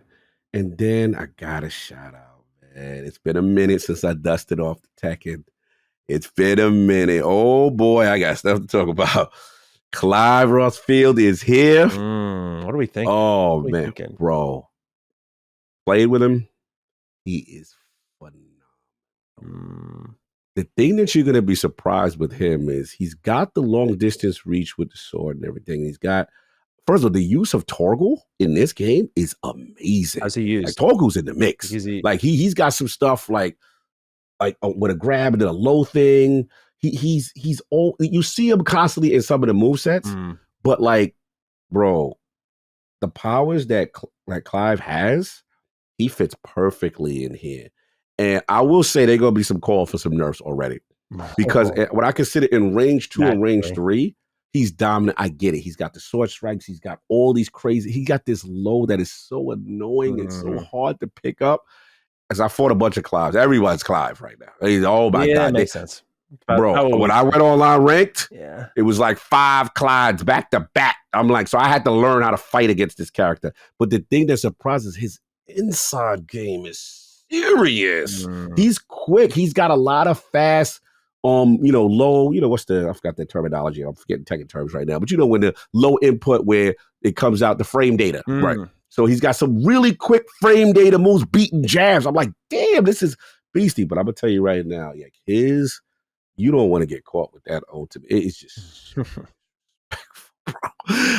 And I love the interactions he has with the different characters.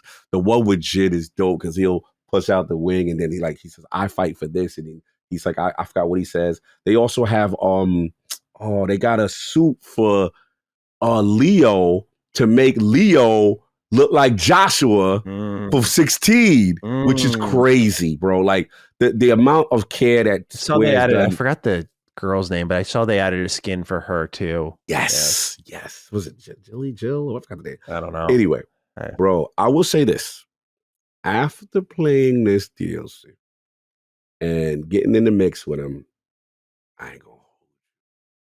This joint wanted me to play 16 right now. When you see his character bio when you're about to pick him, it says fighting style dominant. I was like, I like the touch, I like the attention. Oh, when you do the thing and you hit, you do the ultimate, the rage art, you see Ifrit, you see all that stuff, and then at the end you get the okay.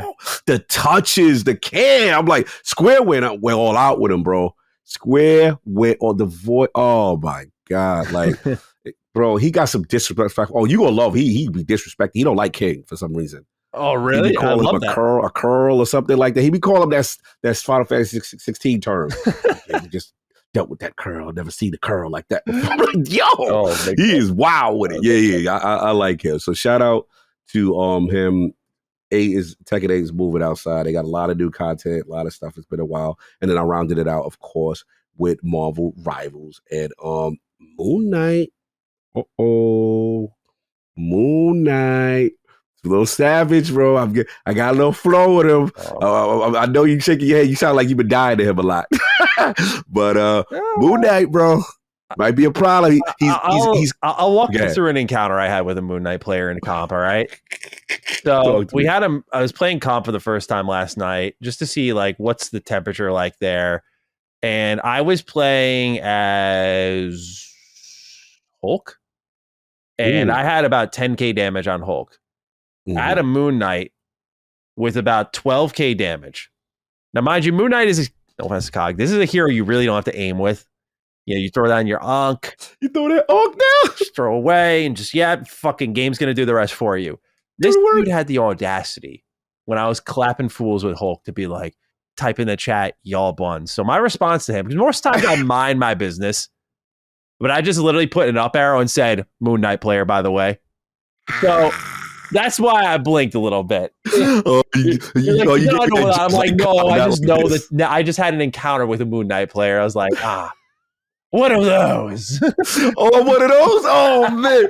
One of them in Tekken we used to do that to the Eddie Gordo players. That Eddie Gordo player. Yeah. He's gonna bash the kick buttons or whatever. Look, I get it. I just think the character is just I would say well designed as well. I just love the look and the style of the character. You know what I'm saying? Yeah. But he is closing in because I still don't have a main just yet. I'm right now. I'm taking auditions still. Black Panther. I got the skill curve. Yeah, we still auditioning. You know what I'm saying? And bro, I like you, but it's just like I don't want to know if I want to commit to that style because you know what it is. I get a little jelly when I see. Everybody's the player of the game, the MVP of the game, and I feel like I'm struggling to get 4 kills with Black Panther. You know what I'm saying? Like, I get you. And don't get me wrong, I'm helping the team win, and I know how to play with it. I'll go in and out. I'm just not skillful enough to take that character and make him a high KD character. I want to be a part of the mix. I'm seeing Cloak and Daggers outside. I'm seeing that goddamn shark. Just a leg. That shark. Yeah. Oh my God. It's ridiculous. And he's not Thor is giving me nightmares right now. Yeah. He's not fun. Yeah. He's not fun. So look, Marvel was still rocking and rolling, but those have been the 3 this week. But I'm curious with you. you, man? How have things been going in a certain game? Yeah, so I have been playing more Marvel Rivals, but I decided it's time to get close to wrapping this thing up. So I've dedicated the last few nights to Metaphor. I will describe where I'm at because I am late game, so I won't spoil anything. I'll just describe where I'm at with one word, and that is the truth. Learning the truth of things. And so that has been, it's going a little fast, I won't lie. Like, there's a lot of like, this is revealed, and that is revealed, and that is also revealed, and this happened too. And it's like a lot. It's a lot to take in at once. Even with my undivided attention and everything, I'm just like, holy fuck, man. Like, just throwing the kitchen sink at you. It all works. It all makes sense. But I'm like, this is a lot. This could have been spread out like a little bit. Just a little bit. You even want it more spread out. I got you. Just a little. Nothing crazy. Like, but it hits you with a lot. But it really does put the story on its head again.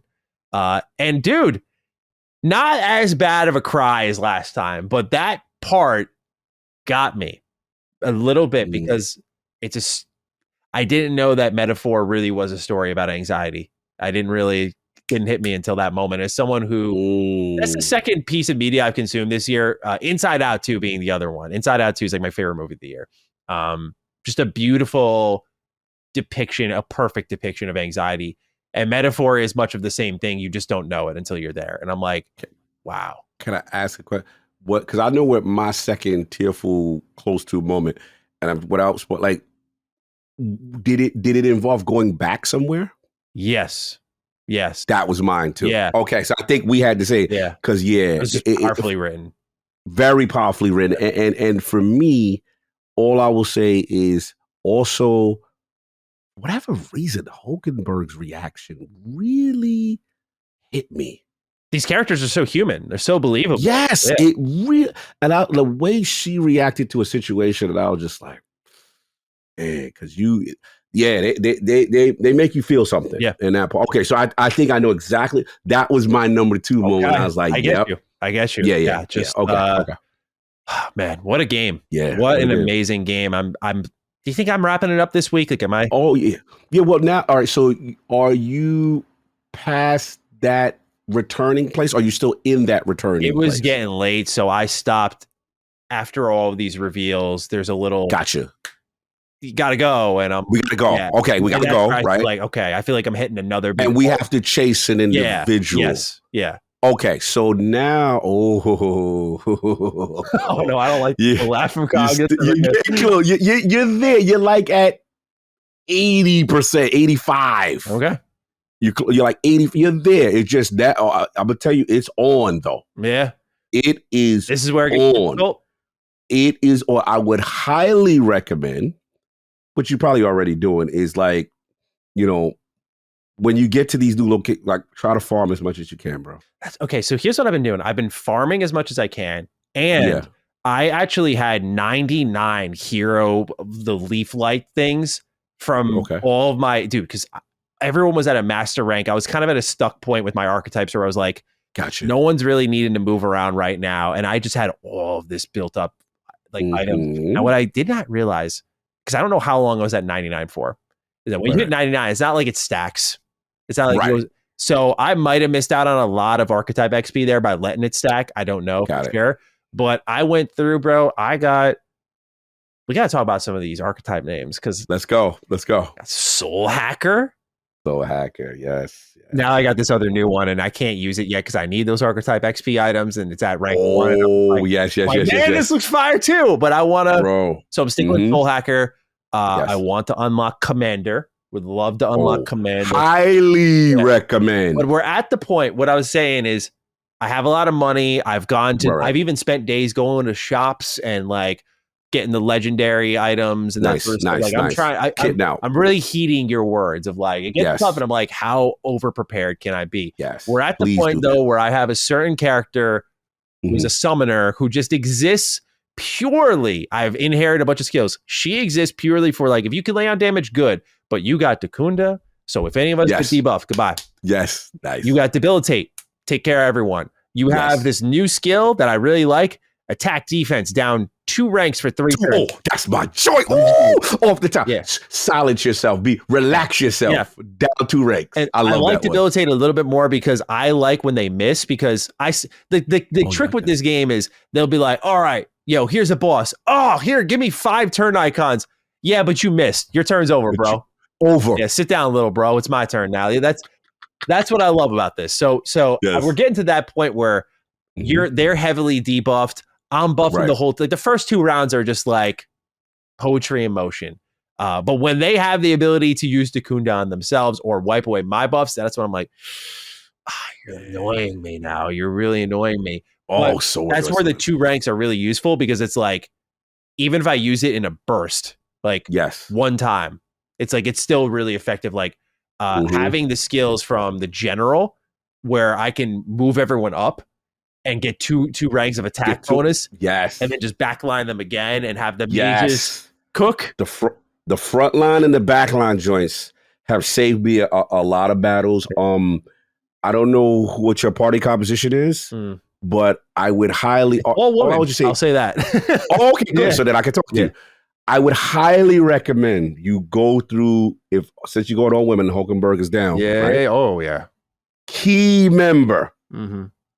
I would highly recommend getting her go through her night path. I got all of that. Yeah. You got Paladin. You got the other one though. Yeah. Yep.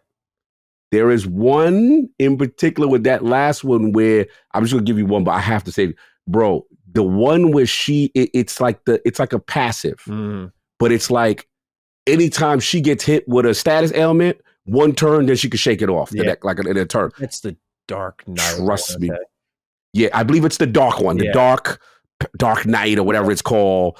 That one, and she looked like a demon. That one is crazy. The other one got some stuff too. Don't get me wrong. The Paladin got some stuff, but that particularly, she's got some crazy. And a lot of these. I got another shout out. Get your gold beetles. Did you get your gold beetles? You know what's funny? I couldn't find. I found some of them, but I didn't get. I still missed a lot of them. You get that first item from him though? Oh yeah, I did. Okay, yeah, that's I think all that matters. I got like at least 2 items from him, nice. 2 to 3 minutes. I only got 1 from him, but that first item, I'm like, this is so crucial. I'm like, I just put on my main character. I'm like, all right, no more status ailments for me. Yeah. Oh yeah, I know. That joint's lit. That joint's lit. Yeah. So all I was saying is, you do it smart. Someone wrote it and said, hey, don't underestimate, even though when you're maxed out, you always think you're playing it smart. Like you're always thinking about the next thing, the level a certain archetype to, and you see what the next path is, and stuff like that.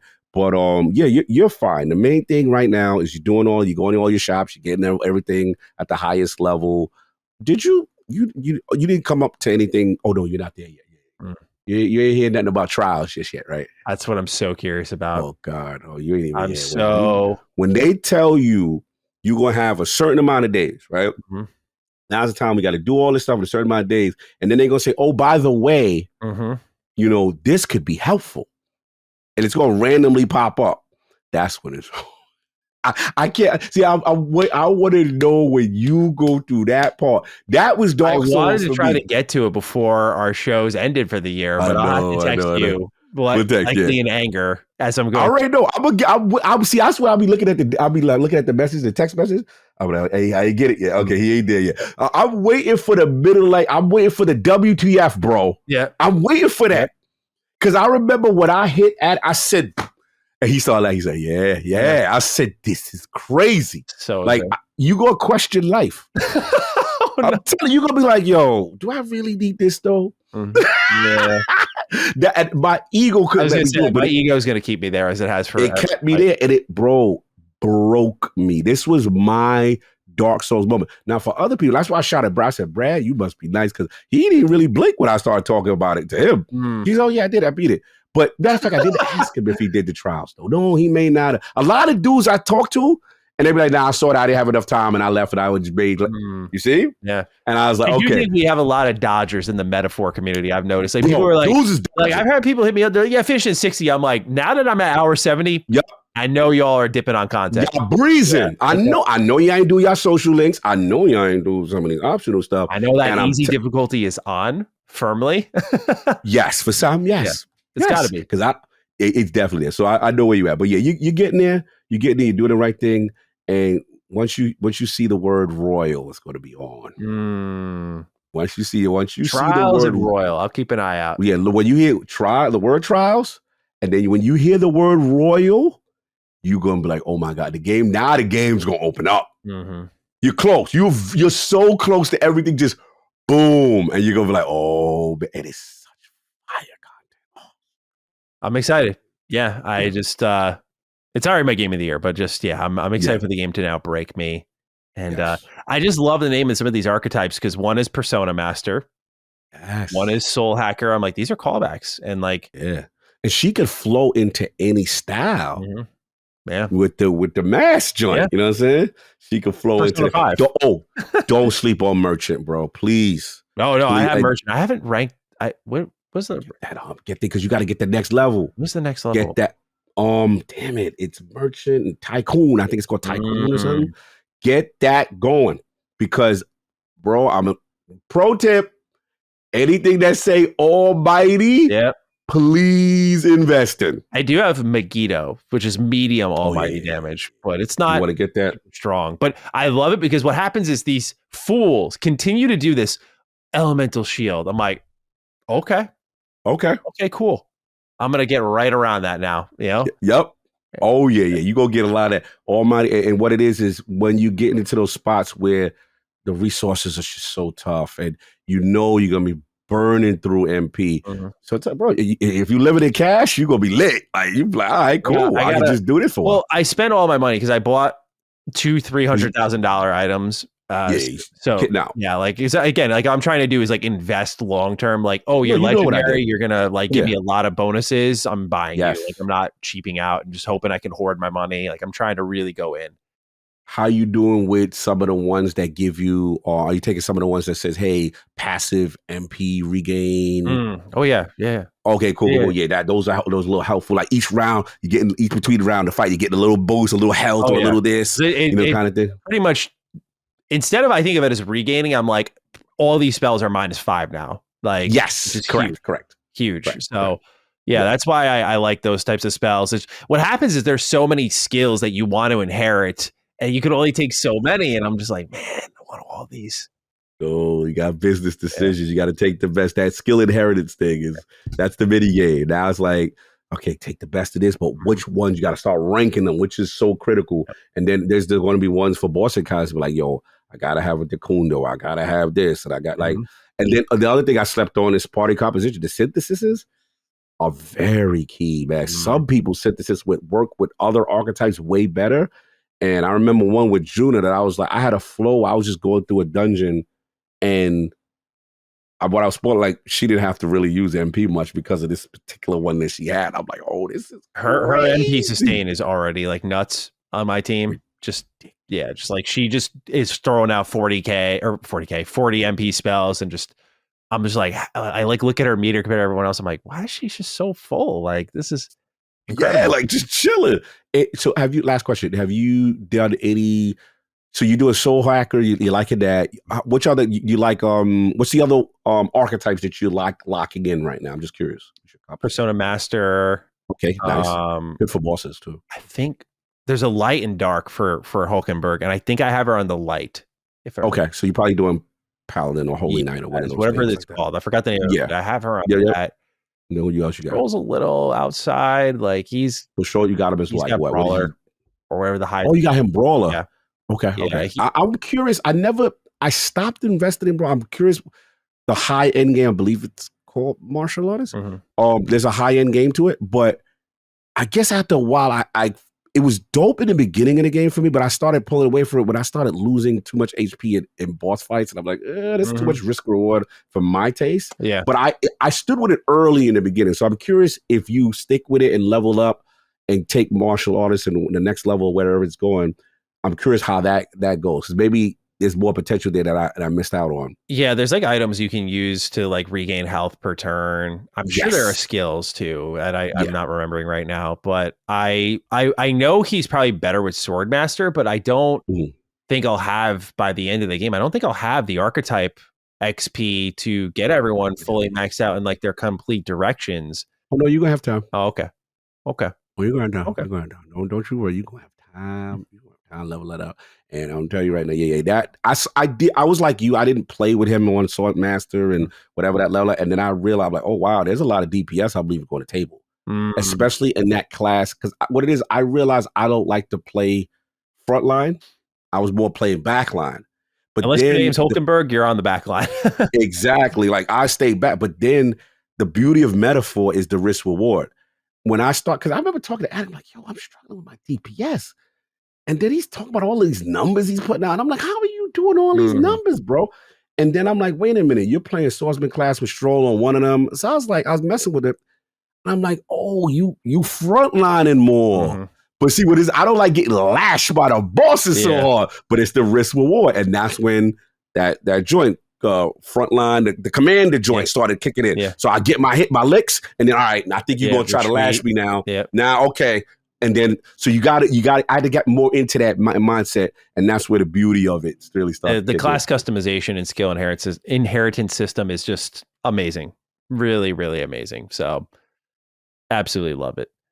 So yeah, I'm hoping to be done with it this week, because we'll talk about it at the end of the show. We have a write-in to kind of wrap things up for the year about what I'm looking at next. And there's a lot of stuff I want to start playing. And Metaphor was kind of like a deadline game for me of like, I don't want to rush it, but I do want to be done. But mission failed on that. I wanted to be done before I wrapped up the year, but there's just so much work to be done so much. I'll probably wrap this up within the 100-hour mark, I imagine.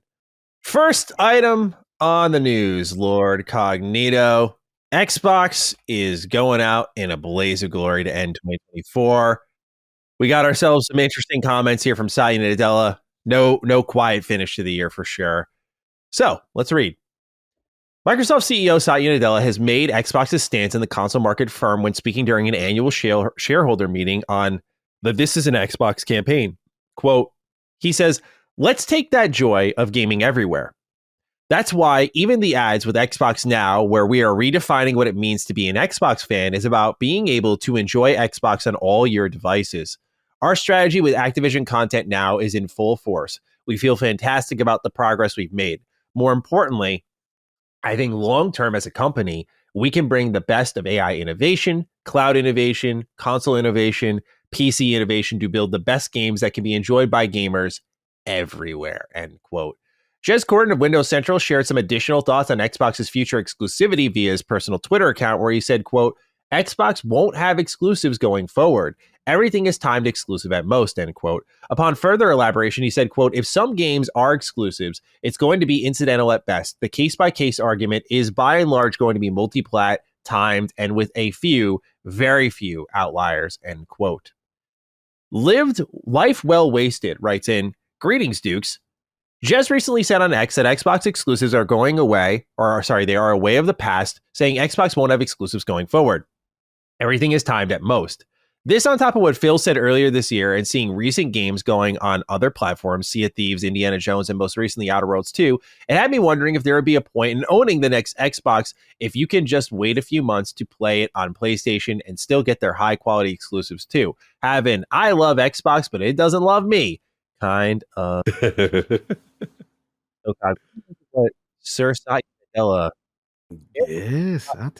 faithful recently. You sent the clip to me, and yeah, no quiet end to this year. Listen, your thoughts. We always got content as the Defining Duke. We always got content. We always do have content. Man, listen, man. Yeah, look, obviously the news came out, and he's speaking to shareholders, and he's talking about what an Xbox is, and to our credit, the Defining the realm of the Dukes, we've always said, hey, man, this is what they're doing. There's nothing new here as far as, hey, we want our games on, all devices as possible. You're talking about cloud, you're talking about console, enjoyed by gamers everywhere. I think the part of the statement that gets people, I don't want to say annoyed is a strong word, but concerned is that when you say, let me be clear. When you say I'm redefining what it means to be an Xbox fan, that, depending on your audience, that's going to be construed a certain way. Yeah. If the Xbox fan hears that, they're going to say, "Oh, bro, you're trying to change the way I think about how I'm supposed to feel about the platform," and that's where I think the angst is, because in Satya's defense, he's talking to shareholders, right? Shareholders like, where? Oh, yo, we spent $70 billion. All right. What's going on? Like, how are we getting this money? You know what I'm saying? That's the issue here. Like these guys want to hear about where this investment makes sense. We approved you giving them $70 billion to go get ABK. Where's the money at? How are we making that back? Especially in an area where we got the Pescatella and the Sarkana news came out, hardware's down again, right? Hardware's continuing down almost 30% or whatever. So each quarter you see the hardware go down.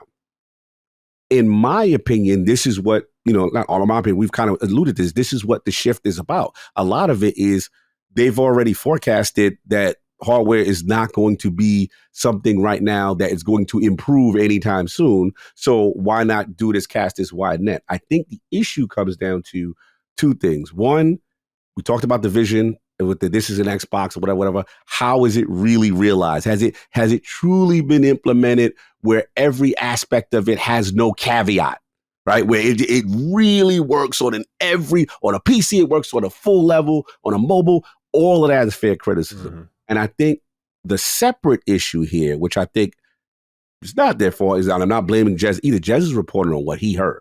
So Jez is saying, hey, I'm hearing ain't going to be really no exclusives moving forward, at timed exclusive at best, incidental at best. So what's happening is now the base gets the reporting, right? And there's no reason not to question Jez right now. His reporting for the most part has always been solid, right?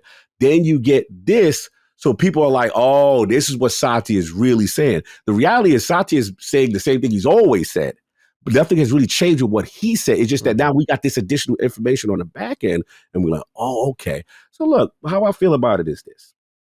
And I've beaten this to death ad nauseum, but I'm going to say it again.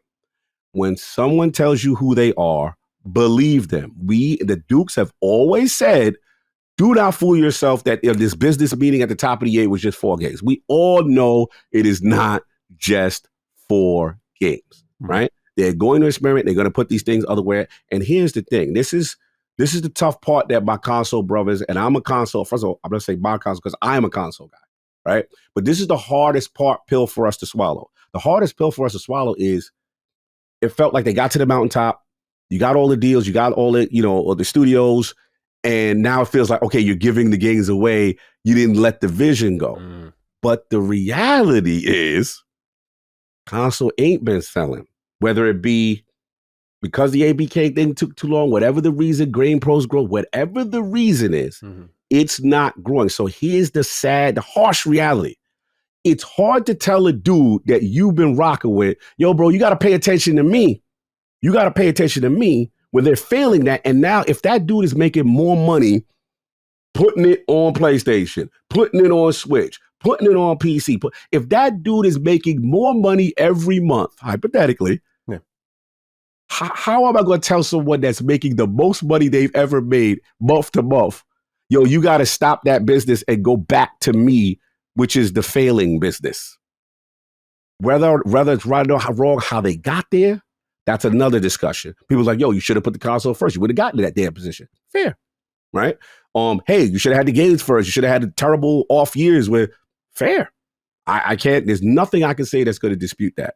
But what I will say is that I deal with where we are. I'm a reality guy. I don't deal with the what of the cut. I deal with where we are now. And I've always said this, Manny.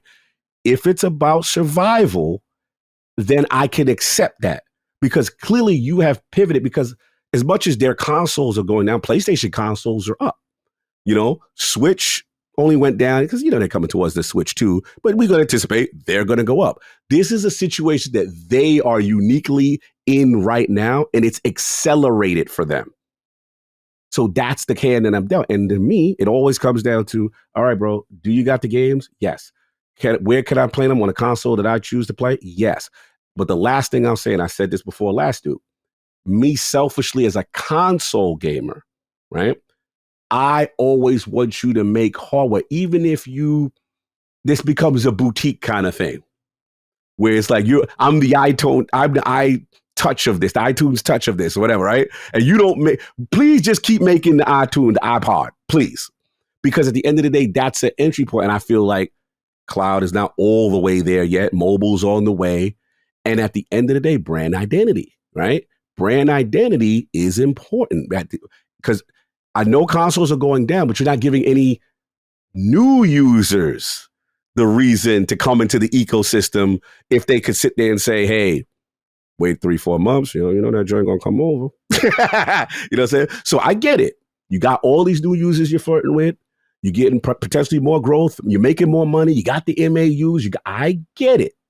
All I'm saying is selfishly, keep that entry point. If you continue to at least make hardware, even if you don't mass produce it in the way you used to do it in the past. And in my opinion, again, I know you're about making money with the games going everywhere, but in my opinion, you still need to retain some form of brand identity, some form of self, whether it be the Big Mac, large fries, shakes of the Halo, Gears of Forza that you are known for. Because if that goes over, I am curious, long term, how many new users do you get? You know, I am curious about that. I'm curious how much brand damage does happen. So that's pretty much where I'm at. I know it's a crazy time right now, you know, for a lot of people. I know a lot of people in defense. I'm laughing, but I should. A lot of people really feel distraught. Like the streets, they're going through it. They're going through it. But Matt, it's kind of like what you said when you said even what I was. Your initial reaction was just like, I'm not really surprised because we saw where this was heading. Kyle even had a tweet today. You kind of got to had blinders on to think that they were just going to stop there. This was a one-time experiment. Yeah, it's such a dangerous commitment to make that you can't go on you can't just go on half-heartedly. Yeah, again, and I say this to say, like, bro, once you start flirting on any level, and again, I'm not trying to do whataboutism at all, because I feel PlayStation situation and Xbox situation, Nintendo situation are all uniquely different. Mm-hmm. But I will say, once you make PlayStation LLC and you put something on Switch, you are flirting on some level. You are flirting for revenue and more revenue. And that's the thing that hardcore gamers don't want to hear. We think we are the center of the universe. Yeah. The sad reality is Gen Z and these kids, they doing these other things. And console is something that we're going to have to let our kids know about, but it is, stagnant kind of thing. So that's pretty much, I know I'm rambling, I'm going long. No. But, it's not surprising to me. It's just, I guess the final thing, and I'll say it again, I'm okay with you saying, bro, this, you could play or access anywhere, right? My issue is caveats. I don't want caveats in this future that I think is a good pivot in a smart future as far as being on a device. I just don't want any barriers of entry. Well, the ROG Ally, you can't do this, or hey, mobile, you really can't do that. Mm-hmm. And now we're just getting the ability for the downloaded games, the digital games that we own to be ownership and go everywhere. I want Division already fully realized. Then you kick off your little, because they're putting in more marketing money with this joint than I've ever seen Game Pass or anything else. I'm seeing this joint everywhere. So, all right, I'm done, but I'm curious to get your feedback here. Well, actually, I had these two topics split into stories, but I do think they're more closely connected. So I'm just going to continue with the rest of my write-up, because my point I'll just start off with is that I do think Xbox won't feel the pain of what they are doing right now until next gen, until there is a time to make a purchase.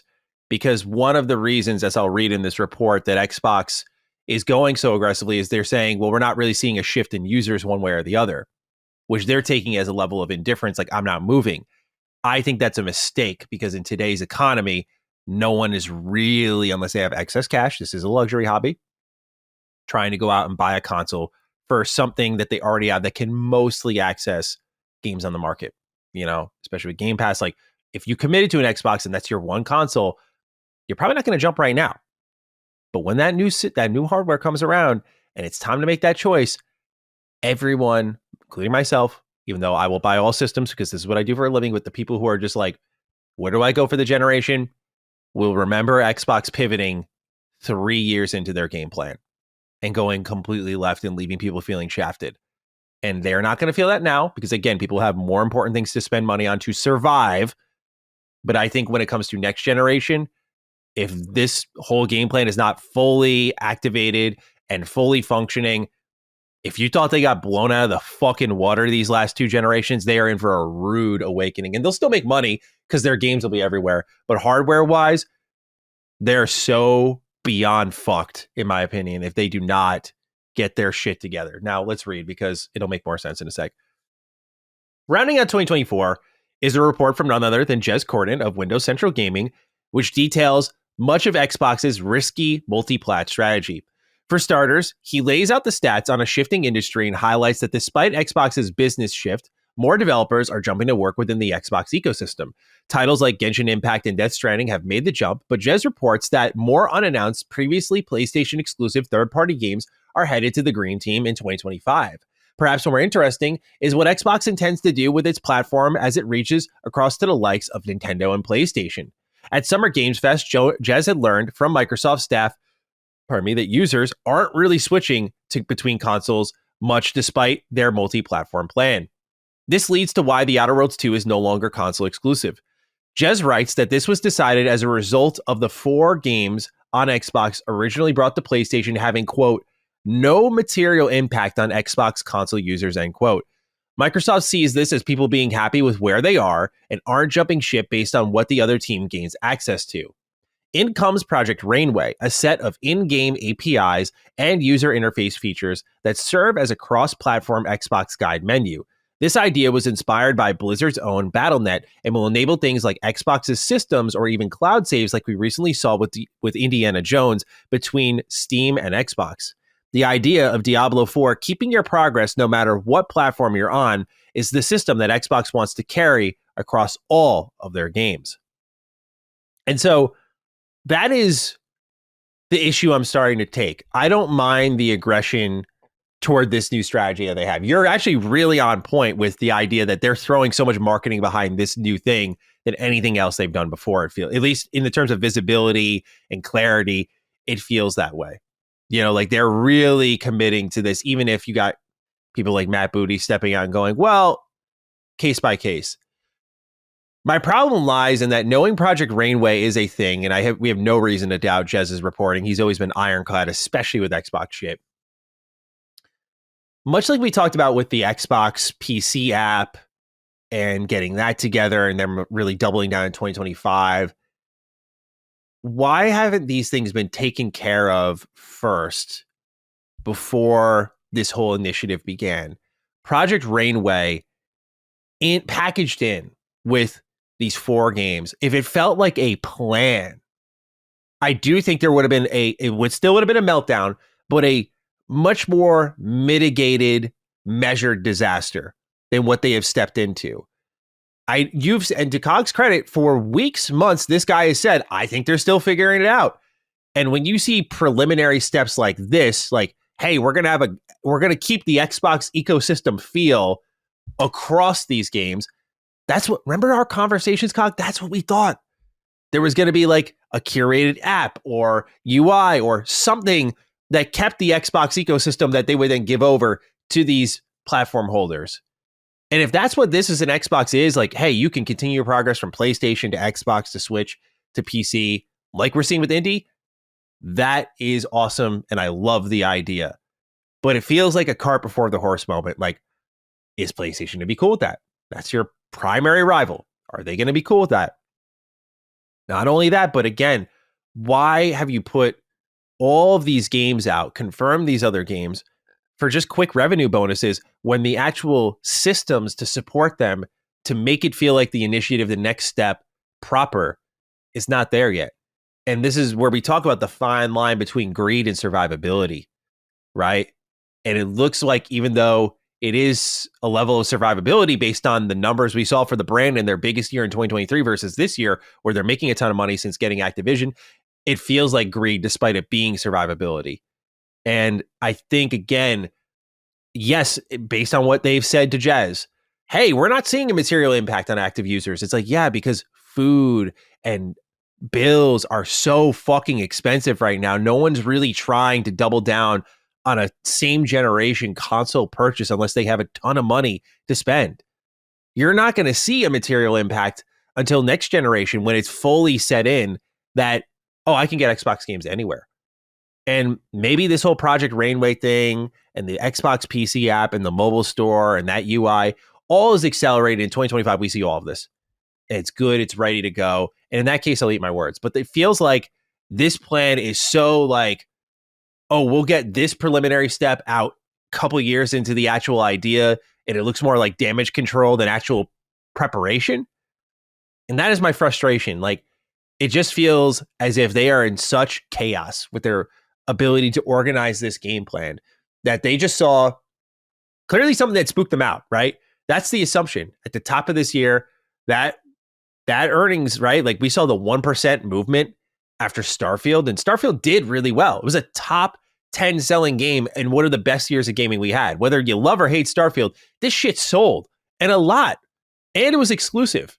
So it sold a lot for Xbox. So I look at that and I'm like, and it's still barely moved your shit by 1% or 2 in a quarter? That's really bad. So that had to have set off some alarms like, yo, we did what we were supposed to do. Hi-Fi Rush. Redfall was not good, but hey, we hit exclusives quarterly. Here's your Forza. Here's your Starfield. Like and the other thing is Starfield had hype, marketing, numbers, awareness, big developer. It really was the perfect storm, despite how anyone may feel after it delivered. We're talking pre-launch. We don't know everything yet. Everything was set up for Xbox to make a killing. Statistically, apparently it did as well. Mm-hmm. Hey, this is our best day one Game Pass game ever. More day one subscriptions than ever before. Mm-hmm. So it moved all these needles for them, and it still wasn't enough.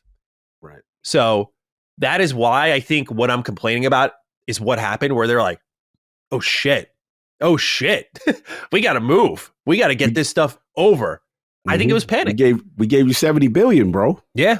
Yeah. We gave you $70 billion. I need my money, B. That it's just, it's as simple as that, you know, and I agree. I think that's literally what spooked them out. We could go into the reasonings. We could go into, you know, what potentially happened. I have my theories, you know what I'm saying? But, you know, one of mine is, and I think I told you this before, was just that, at the moment, because I think I had this discussion with Rand or someone, and they were like, yo, let's do a little multiverse, right? The timeline, right? And the timeline is like, yo, we should have never got ABK. Because ABK, right? That this was the timeline, right? This was one of the thoughts that was thrown to me. And if you get ABK and then, you know, you don't do that, you stay where you're at, you now stakeholders wouldn't be involved. They wouldn't put much pressure on Satya. Because let's be real, let's be clear. This is another thing people don't realize. Satya's pay, salary, and bonus and all that is tied to Xbox Game Services up. Mm-hmm. Not hardware by itself up. Services. Clearly by what he's been saying lately. Clearly. Yeah. So and I know people say, yeah, but it's only up because of ABK. They don't care about your little qualifier, your caveat. Mm-hmm. They care every month, is the services up? Yes. Oh, okay, great.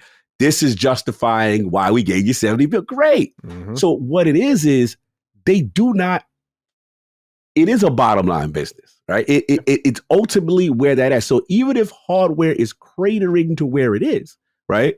As long as that number's up, he's good. Because remember, Phil got him to sign off on this. In my opinion, the rest of the stakeholders are like, yeah, but why are we doing this gaming thing? And remember, even Satya's earlier comments was like, I don't understand this exclusive thing. Phil, explain this to me. Why are we doing this? Yeah. Once you hear that verbiage, bro, we gave you $70 billion. All your little console war stuff that y'all got going on, we don't understand that as the stakeholders. We don't get that. We get the spreadsheet, though. The spreadsheet said Hellblade ain't do this, or we assume ain't do that. The spreadsheet said, you know, the console ain't, you see what I'm saying? Like, that's what they're looking at, right? And again, I'm just trying to be devil's advocate here as far as how people think. So to me, it's one of those situations where Microsoft's tend to be clairvoyant, but sometimes they be clairvoyant a little too early, right? And I understand your logic there. My theory, and again, could be wrong, I'm just guessing. My theory is that this thing, when Activision became available, oh, Bobby and them is out. Okay, they're in trouble. Yo, let's snatch this. No one, you know, we didn't expect this. This wasn't even on our docket. Remember when we got to the court ABK wasn't on the docket. It was like Sega, maybe Square, all the companies for potential acquisition talk. ABK was just, so this happens. They're like, okay, can we do this? Let's do the math, let's do the numbers. In my opinion, whether it's not making an excuse or anything, this is what I think happened. I think in their mind, we dotted our I's, we crossed our T's. We're going to give Nintendo 10-year Call of Duty. We're going to give PlayStation 10-year Call of Duty. We're gonna please all the regulators. We're good.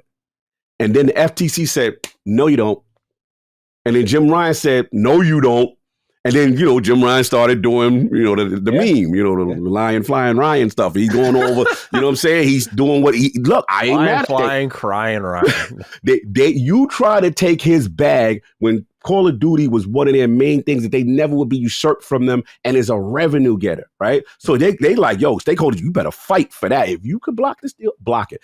Then they got hit with the CMA. Bro, they was in almost a year full litigation. Remember how many dukes we were doing with Call of Duty, the status? Yeah.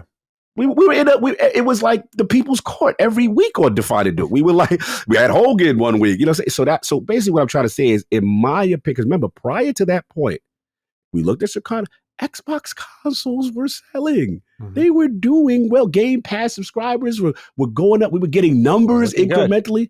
So that happened. Then they had to formulate remember, during that period, they had to talk. We saw the notes.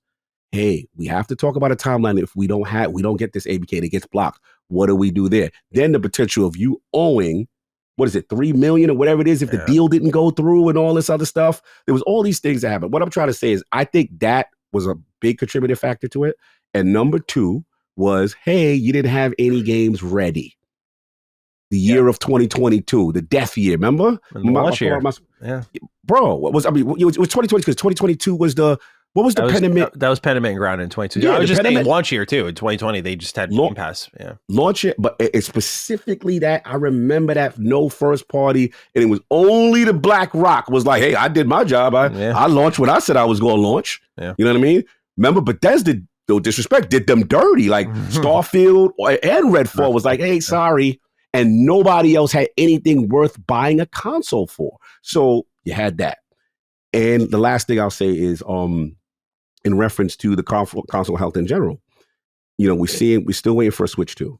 We're still waiting for Grand Theft Auto 6 to move the needle. I think all these factors played into a fact that their hardware is we just got to be real about it. It's just not selling. There's many reasons for that. You can say the games, you can blame them, but this is where we are. And I think where their last thing is, they're going to say, you know what? I know the hardcore is going to be upset with us. We know that they're not going to like this idea, but we have to talk to all these other people to get this money back. And guess what? Now this is where you're right. The risk they run right now, short term, it shouldn't affect too much. People going to bitch and fair. You ain't leaving though. And even if you do leave, yo, bro, I'm going to show them. I'm buying it for $70 over there. Go ahead, knock yourself out. I'm just talking about how they think. Sure.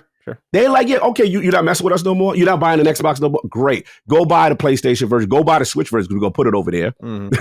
Go buy the PC version. Great. You showed us. You showed us, bro. Thank you for not rocking. They're laughing at you. That's what stakeholders look at. Now, where I agree with Mr. Matty Plays, the risk you run is not this gen, next gen. Because next gen, hey guys, we got a new console. Yeah. And somebody like, all right, so what? Like, I'm over here, right? So have you now just conceded that to the fact that you are not going to sell any, and when I use the term, you are like a boutique item. Yeah. You happen, the car dealership, they just happen to have 1 mile of such and such. You're that, you know what I'm saying? It's a specialty item, you know what I'm saying? Me selfishly, all I care is that you do that and I get the games and you fulfill your vision.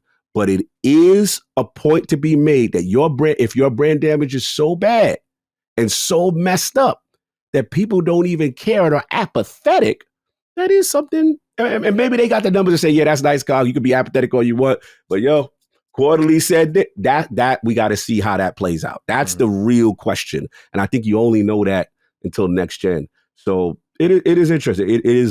It's a weird time right now. I've never seen anything like this. And we'll see if it pays off for them. I don't know. I really don't.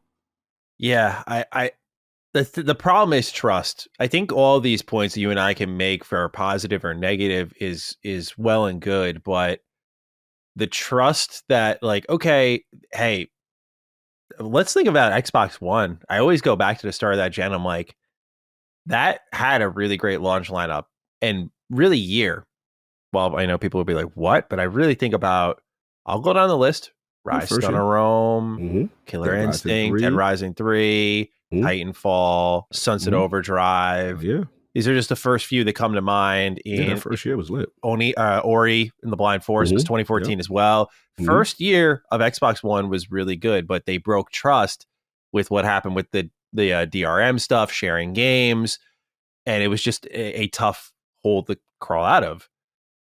They regained trust by the end of the generation by Game Pass, buying studios, a focus on exclusives. And so heading into the series generation, it was like, okay, wipe the dirt off your shoulder, reset, here we go. And it felt like they were really bound and determined because then the following year after the generation starts, we're buying Bethesda. This makes sense. They've worked with them so closely. They've had their biggest Bethesda Game Studios games exclusive to their console before, or the DLC exclusive. Like, yeah, this works. So you're moving this direction. Everyone feels like they're locked in step with you. 2022 happens, as Cog's already illustrated. That's trust breaker, really number 2 after Halo Infinite, not hitting that launch window. Then 3 happens where you have this year in 2023, like the year of dreams in the terms of layout, not maybe quality and delivery, but like, hey, here's something every quarter we're going to deliver for you. It's going to be of varying qualities, Redfall being the sore thumb there, but otherwise a really good year for them. A really good year. Here's your day one Game Pass. We're going to get you something like Eliza P, a Party Animals. Like, we're going to deliver you quality there, and everywhere. And then you think like, okay, it took a few years. We always joke like next year is going to be the year for Xbox, but it feels like we got momentum. We're moving. So everyone's back to trusting Xbox a little bit more. Like, okay, bumpy road, but hey, generations last 7-8 years. More than half of this is about to be lit. Then 2024 happens, which I don't need to illustrate. The price hikes, the changes in Game Pass tiers, the multi-platform strategy, everything happens in this year. It's a whirlwind from where we were at in April. Think of where we were at in April. Think of the panic, the hysteria leading in to that business update. Think of the feeling that everyone had, right? Like either fascination or people melting down, the twisting of that knife. And look at what they're doing now, like not even a year removed from all of that, right? Like they've committed to this direction, money speaking to them. But I do think come that new generation, this is going to bite them horribly if they don't get their ducks in a row. If you have Project Rainway underway and you've communicated what case by case is, if people know all this and they can make an educated decision on your platform, then maybe you'll be fine. But the problem is hardware prices are going up. PS5 Pro, man, let's talk about it. That is probably a good taste for those who had a strong reaction to it. That's a good taste of what your next console might be priced at. Probably more. Probably closer to $1,000 when you're all said and done. Maybe even more with tax and everything. So I'm just saying that if Xbox is coming out and asking for more like others, I mean, if there's a generation to undercut price, this might be it. But when you're looking at this hardware and trying to get people to commit bigger than they ever have historically, at a time where you have made historic changes to your business in the middle of a generation where someone committed a lot of money to you, that's the battle of trust. I don't think they can win no matter what they do, especially just because now it's an assumption these games will come over until they, again, probably if they communicate, no, they won't actually. These game studios titles will actually always and forever be part of our ecosystem, no matter what happens. If they communicate that, then people can at least go, all right, is the PlayStation worth it? Because I don't get this stuff. And maybe they'll make that sort of stuff clear as we approach that new gen. But, information is power. People want to make an educated purchasing decision, and they're not really enabling that for themselves, by the way. Not like, should I buy a PlayStation? Okay. It's like, speak to the values of your brand. Game Pass, cloud gaming, okay. Play anywhere, okay. That needs to be a tangible thing. Like, not play anywhere, kind of, sort of, some games do cross save and Some of these are cloud, like play anywhere. Yes. Make it real. Just like smart delivery, make it real. Make it real. You know? So don't mean to get all ranty and ravey, but yeah, I like this. I want so badly for them to get this because I think their game plan is different and exciting. And I think it can work out for them. I mean, the money, again, it's like, I always tell people when they're like, oh, Xbox is failing, I'm like, no. Like, in fact, they're doing better than they ever have this generation. It's just that, like, it's not the Xbox we want. And there's an acceptance of that people need to have. But there is a way to retain that because the core base is your console base. And Xbox can't get too Hollywood. But is it? See, this is the question I was going to ask you. Let's hear it. Because let's put out a scenario. Like, let's just say, bro, it's not going to sell. And these numbers are trending. And this is the new reality. The new reality is you can't move a box to save your life. No one is interested in your box anymore. And you have, let's just say, the damage of the Xbox One era, right? Let's say the damage of the lack of exclusives, and it just took too long. And people are like, you know what, man? We made the power switch. We made the Pepsi challenge over. We did that in 2000, whatever, the Xbox One and the PlayStation 4. I'm good over here, bro. I'm not really moving. You did Call of Duty. That was great. I'm willing to buy it over here. I'm not really trying to mess with y'all. What if that reality is that? What if they have that data to say, bro, they're not coming? Then what? How do you handle it? Like, they're just getting no console sales and they're like, we're not going to do that. Let's just say they have all the internal metrics that Call of Duty ain't moving no console. Right? I mean, we already have some early things from Matt Piscatella that it increased PlayStation sales more, right? We still don't have right. We have some early data now, right? And we have some data that we could. I think it's safe to assume because normally they would, I would say, blast for the rooftop because they haven't given Game Pass subscriber. But I think it's safe to say that Game Pass subscriber numbers maybe have not, they haven't totally yet, but we don't know that they've jumped exponentially. Let's just say, right? So let's just say those, I'm going to make it a worst case. Let's say the Game Pass subscriber numbers stayed flat. Hardware didn't even move, which you have, what you call a Call of Duty. And you've been trending down in hardware since. And then when you do make things exclusive, like you said, Starfield, you gotta give it a shot there. Hellblade, we know Hellblade ain't do nothing. Like come on, Hellblade 2 did not move. We heard rumors right now, there's a report running right now that there is an internal regret that they made that exclusive. So let's just say, like, nobody don't like your music. Nobody don't want to buy your album. I'm just saying we got to get to some. I'm laughing at the way you phrase it. That's how do you, if you are Xbox, how do you resolve that? Nobody don't like you no more. How do you solve that? You just you turn into Sega. Okay, right? Yeah. So let's just say we go mad at it. We turn into Sega. Isn't part of turning into Sega say, hey, don't you like Sonic over there on the Switch? Hey, don't you like? Oh, you're gonna buy it now over there? Okay, that's all I'm trying to say. See, I'm just trying to deal in reality. To me, again, are you accepting that the console will go away at some point? I gotta look at how they're moving. How they're moving is I don't think, because it's an entry point, and we are not at the technological level right now where latency is 1-to-1 with cloud and you could do competitive gaming. You know what I'm saying? That may be 15 years from now, right? Sure. So I think this is what I'll commit to. I think you're safe for one more generation. You're safe. You're safe. Yeah. So I'm old, right? So let's just say next generation starts 2026, 2027. Let's say 2027, right? Give them an extra year. You got 2027 plus 6 to 8, right? So 32 to 34?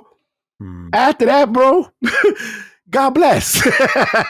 like if they happen to put something underneath your TV, I'll be more than appreciative. I don't know what I'll be doing at that age, but I'm just being real, right?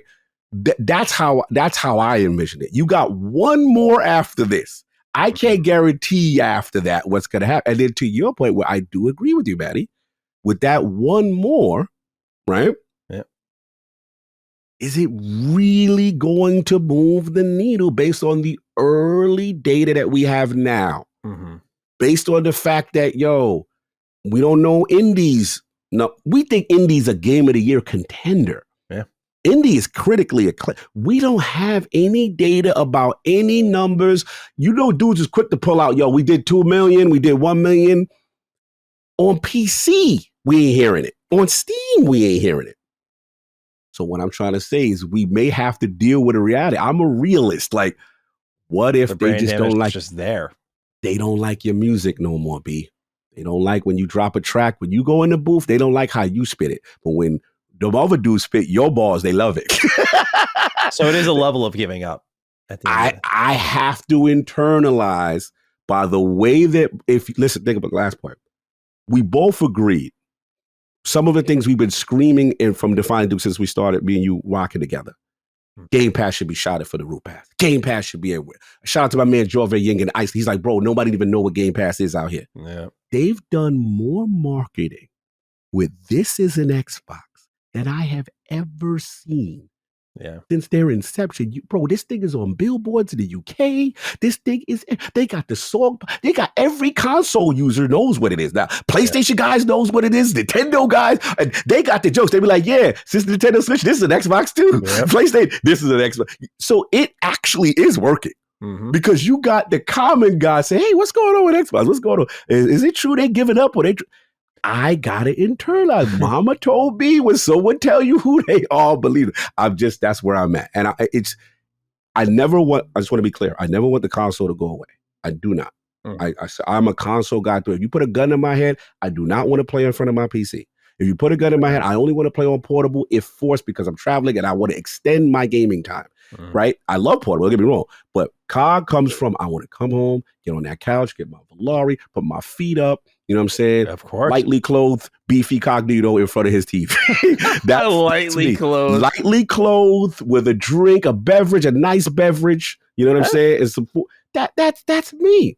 I always want that. That's the way I consume my media. And my hope is, at minimum, because to me, you're showing me all the signs, right? And you could arguably be the biggest thing Sega has ever published it better than Sega's ever done. Let's be honest, right? So with all the studios you have, you know what I'm saying, kind of thing. So that's where I'm at. I'm just at the acceptance, bro. I that's how I see it. I think that's what they're doing.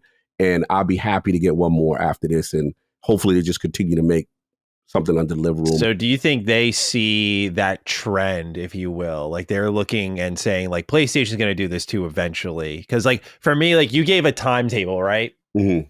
And my brain goes to, well, the Xbox timetable of that is like -10 because they always just sprint way ahead of that. So do they, they've confirmed like, no, we're going to do more hardware, but I'm like, how much and what kind? Is it like Project Keystone where it's like, this little dongle or whatever, where it's like low investment, like safe investment of, we're not really like going all in on this sort of thing because we know we're not going to be doing this much longer. And it's a waste of money. Like, what do you think they're doing on that front?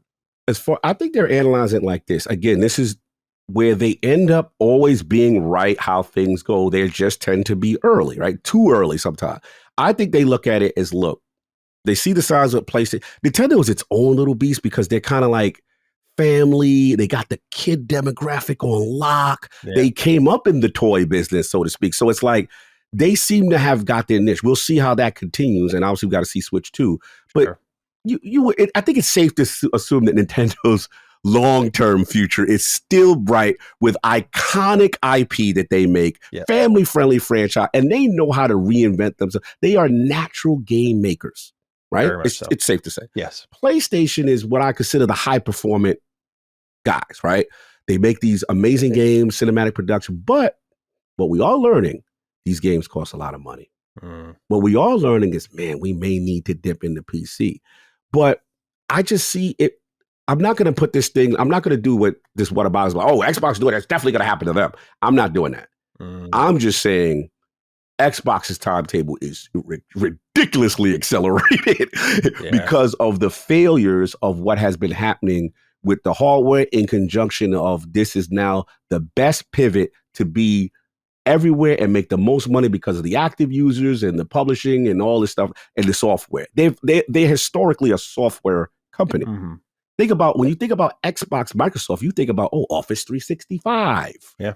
Out, you know what I'm saying? That's what they want to be. So this is in conjunction with their thought process. But to answer your question specifically, PlayStation would have to have like, I get into this argument with King all the time because he's like, hashtag no PlayStation 6. I'm like, bro, the person who's going to leave first is Xbox. No disrespect, I love you. You know what I'm saying? But they're going to be another one, in my opinion. You know what I'm saying? So we battle with this all the time. Now, granted, you keep making colossal mistakes. You have let's say you have another Concord, you know what I'm saying? You got to have a bunch of fumbles. Yeah. You know what I'm saying? Not just one. That's how I look at it. I think he's just too early, you know what I'm saying? Kind of thing. But, I think, and plus the other thing is, PlayStation is their core business. Like, that's so key. This is a footnote. You are just now at the table of making money, and now we got greedy stakeholders like, ooh, yeah, oh, 70 bill. Okay, all right. Yeah. We could put this where we could do this. That's what this is. All they have to do, and the last part I'll say is to get my future that I want from them, if that is the transition, which I think it is, just make it like we said with Project Rainway. Any storefront I go to, I have my date. That's the future. I go to Battle.net, I go to Steam, my Indiana Jones is there. Right and exact how I want. Anywhere I play it on my laptop, it's there. That to me is the future. And just, again, I would implore them, give me my boutique, give me my iTouch every year. Just drop my iTouch. Make sure you drop that iPod every year to allow that consumer who only wants to consume your content that way. Don't do a Stadia. You know what I'm saying? Sure. Don't do that. And then I'm good. Yeah, man. It's just such an interesting time for them. Such an interesting time for them. You know, it's like they're looking for the moment to just say something. Like, you can almost see the excitement on their face when Satya's like, we're redefining what it means to, ready for this? Be an Xbox fan. He's like, got him. Yeah, it feels almost antagonistic at a certain point as an Xbox fan. I'm like, God, dude. I get it. No, absolutely. Yeah. If you're a core guy, I know I'm laughing, I'm joking. You just nailed it. For a core console guy who's been there from the beginning, I can empathize that you may feel this is a slap in the face. I totally get that because you've been loyal. You've been a day one. You've been a rider. You know what I'm saying? And that's just where they are right now. To me, this reminds, I don't say that's disrespectful, but as a Met fan, like the Will Party, like, you went through that. I get that. And now you're like, man, this is the time to spend money and this is the time to really invest. And I get it. You know, I totally can empathize with guys feeling you were right there at the mountaintop to now push the vision with the studios to put, and you had it, and then you do this, right? Yeah, I get it. And all I say is, bro, nobody don't like your music like that. They just don't. It's PlayStation, Nintendo, the brand power. We have to be honest. That's what people look at synonymous with video games. So this is the natural pivot for them to survive and be greedy at the same time. Yeah. Yes. Man. Yeah, it's just again, I think none of this will affect them now. I just think later, though, as we discussed, definitely we're going to see an impact. And so that sets up for an interesting 2025. No doubt about it. I mean, the games are here. The games are here in full force. You'd imagine so, you know. So we got Avowed, Fable, South of Midnight, Doom, Outer Worlds 2. Just a lot to look forward to. But it'll be interesting to see how Xbox handles the marketing of, like, again, I look at South of Midnight as the one with the weak legs. I'm like, does that come out exclusive? Does Fable? They've been working on Fable since 2017, like groundwork stuff. Does that come out on Xbox exclusively to start things off? Like, because what's the early data going to tell them with, like, an Indiana Jones, as in, like, oh, we took a step forward and, like, you know, we're going to time gate it, make it known. How does that hurt the game early? Does it impact its hype? Is it better just to go full multi-plat out the gate? Like, right. I don't think we're done seeing them continue to, like, you know, remember, this is CEO of Microsoft saying words like, let me get the exact quote here. Enjoyed by gamers everywhere. Xbox on all your devices. And Xbox is broad as in everything Xbox. And that means even the things that you think are safe. The things that haven't been announced yet. No red lines. That's what I'm saying. No red lines. Yeah. So They're just making it very clear. It almost feels like they're bracing people for like the next big surprise, like Fable will come to PlayStation day one, that sort of thing. And at a certain point, if your business is not doing as well as it should be, why wouldn't you? If you've spent how many hundreds of millions of dollars developing Fable for 7-8 years, just getting it off the ground, turning a racing studio into an RPG developer, hiring up, and as Cog said, they don't like your music, so you're making this sick album for a very niche crowd. So what do you do? What do you do? And listen, me and you have a fun, debate about Hellblade. But one thing we can both agree, right? With Hellblade 2, that game costs a lot of damn money. Yeah, you think so? Like and how much they invested. Do you think they were happy? Remember that game was a signal boost for the Series X. Yes, it was. It was announced alongside it. And you didn't move any units. Yeah. That's what I'm trying. I'm just dealing in reality, bro. Like that's what I think they're going up against. It's just like, and to Jez's reporting with the he made an interesting point in terms of like, the time and what is and what. I think a lot of it has to do with what he said, which is whether or not as a studio, are you equipped for multi-platform right now? Mm-hmm. Okay, no. When Indiana Jones, that license though, we kind of need that, right? Mm-hmm. Some studios may be lack of exclusive by circumstance. Hey, Satya Nadella, you compose just a little too small right now. You're just worried about that one port right now. You know what I'm saying? Mm-hmm. It could be all of those things into play. And trust me, I know a lot of Xbox hardcore that's hearing this don't like it. I could just go by the way I believe the reason why the Outer Worlds 2, when we got them in 4K, like you said, when it showed console, so that was the plan. Yeah. Those plans have changed. Yes, very clearly. So we'll see. 2025 will prove very interesting. Hopefully more business as usual than anything, but we're sending that out on a hope and a prayer. Is that a song? For now, we move on to our Game Pass pick of the week. Cog, it's your selection to round out 2024. What do you have for us, sir? As you know, it's been a very busy. Oh my God, it's been so busy the last. And I just, every once in a while, I'm like, all right, I'm tired. Mm-hmm. I really shouldn't be playing. I need to go to bed. I do. Mm-hmm. I'm like, Cog, you didn't do nothing for you. You didn't do anything. Yeah. Look at your lot. I'm like, bro, you can't play Tekken right now. You play Tekken, you'll get the competitive juices flowing. You're going to stay up. Don't do that. Right? Yeah. And it's like, oh, Indie, all right. I'm talking about the games I played earlier. Can't do that. Yeah. Because, Indie, it's a lot to it. It's talking and you're tired, right? Sure. So you can't do that. And I'm like, bro, Sonic going to give me my blood pressure right now. So I can't do that. Yeah. I'm like, man, what can I play? I'm looking, I'm like, this Vampire Survivors ode to Castle. How dare they? They're the knockoff. Mm-hmm. How dare the knockoff try to do? So I'm like, let me see what this is. I'll fire this thing up. Daddy, I ain't gonna hold you. Let's hear it, Cog. Bro, they did that. Let me tell you why. Shout out to Vampire Survivor, why they did that. Again, when you look at Vampire Survivor at its core, when you play, their characters are knockoff Castlevania characters with power-ups and things that you think would be in the Castlevania. Bro, when you fire this up and you can unlock Simon and Belmont and all of them, and they got that, and they got the real music, and they basically got Konami to be like, nah, y'all them dudes, and we gonna give you our assets and RIP and rock out. I was like, yo, it got bosses. It got extra areas. It got messy.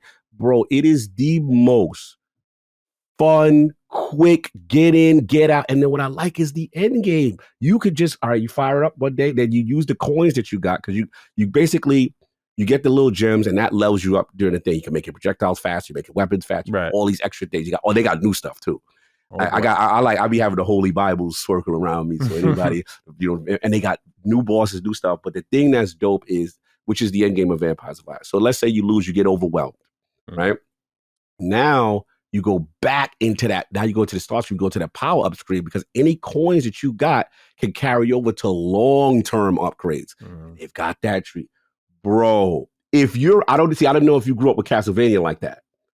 No, I played. I played Lords of Shadow, which was like the 3D God of War or like OG God of War style one. That one was great, but otherwise, like I've not played really any Castlevania. That's what it is. Okay, this is for the heads. This is for the guy that was there with Symphony of the Night. This is for the guy that was there. Yo, you OG Castlevania NES or you Super NES. Bro, the callbacks, the fan service. And then they got the dudes. So it would be like your equivalent of like a Mega Man. The Mega Man knockoff then gets Capcom to put Mega Man in all the Mega Man and what's your joint? With the collection joint and the X joint. This is that for I'm like, oh, they did it. They did. But I have to let my slander go because I'm not gonna say the person who's probably the most hardcore Castlevania is Solve. So he's got to be doing. When I was getting goosebumps, I was like, yo, this is what the stuff we grew up on. And they really did an amazing homage. So I gotta let it go. I'm never going to say no game of the year. I'm not there, but I'm never going to be there. But I will say this is the best portable game. Bro, you gotta throw that on your what's your joint, the streaming joint that you always rock. What's that joint? Logitech? No, I can't do that. I can't. Bro, stop playing. Like you gotta let your hate go a bit. You got to. Have you played this game yet? You still haven't played it. I played it. Bro, you gotta try it, man. But then again, you're not a Castlevania dude. That's right. I just think the game's like.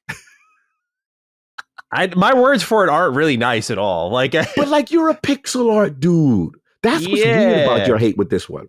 I just don't like that the game kind of like you just walk, you know? Oh, okay, because you want okay, I got you. Like so if all they did was they press the A button to attack these enemies or like spawn your attacks, but it's like walking and just watching the things go. Yeah. See, because what it is, I don't get it. I played it for like an hour. I was like, I just don't get this. You know what it is? I think this is the first time me and you this is a generational thing. Because us old heads. We like, oh, this how it used to be.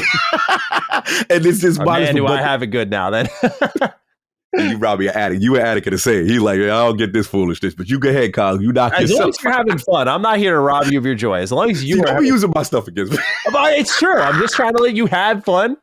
Enjoy your life. All that good stuff. Like, it's important to me. Don't throat coat me, bro. That was good. No, I feel, but I give him a shout out for the heads. If you like Castlevania, if you grew up on that stuff, Vampire Survivors Ode to Castlevania expansion is very good fan service. Highly recommend. It's like, bro, it's like $2. I don't even consider it. Yeah, the value definitely speaks to a lot of people too, from what I've understood. So it's in Game Pass with a plus $2 kind of thing to it, or $3, whatever it is. And you owe it to yourself to play it if you love that. So I want to give them a shout out. And it was a perfect game for me in this busiest month that I'm in. I'm in this marathon month of crazy stuff going on. So it fit perfectly. It's my right before I go to bed game. Boom, knock out a couple things, power up for the next, and get my end game going. Sure. That's what it is. Well, good. Good Game Pass pick of the week I almost feel like you're personally spiting me here. Wrap up the year. I hope everyone enjoys little Vampire Survivors over their Christmas break. You can sound more sincere, Maddie, next time. You can sound I'm really bad at it, though. Like I love it. Because it's like gritting teeth. He's like, I can't stand that thing. Right down to what the hell he talking about, but you go ahead with that. As long as you're having fun, bro. That's exactly. I appreciate you. Of course, bro. All right. What we got last here? We have a write-in. We haven't done like a final write-in for weeks. Because it's usually not something good to just jump us off from. But like this is the perfect one from Gabriel SG, writes, Merry Christmas, Dukes. Thanks for another great year of content. I hope you both get some much deserved rest. Now for the $1 million question. What games are you eyeing up for your holiday? Don't worry. Next year, the games are coming. Kind of day. All right. Like that. So, Cog, I have a list. Okay. Oh, let's go. I'd like to share my list with you. And I shared it with you previously, but we've made some additions here. So right now I'm looking priority one. Technically priority one is finishing Metaphor, right? Eyeing down Arkham Shadow. I'm hungry for something really different. I was talking to Jake the other day, and he said it made him cry. Ooh. Made the goat cry. Made the goat? Yeah. You know the homie? Yeah. That's big. Yeah, that's huge, right? So there's that. I want to wrap up Final Fantasy XIV's base story, not the expansions for everyone freaks out. Just I'm like almost there, and I need to wrap it up so I can fucking force Brad to play KOTOR finally. I'm coming in strong. I think he's sleeping on it, but like when I finish, I'm gonna be like, bro, I just played like 60 hours of this fucking thing. Get your ass on Knights of the Republic now, and then invite me on the episode when you're done. Nice. So I want to wrap that up. But there's also games that I've specifically targeted for the break itself. Okay. Disco Elysium, we've chatted about a bit. That's a highly touted draft pick for my holiday squad. Deus Ex, the first one.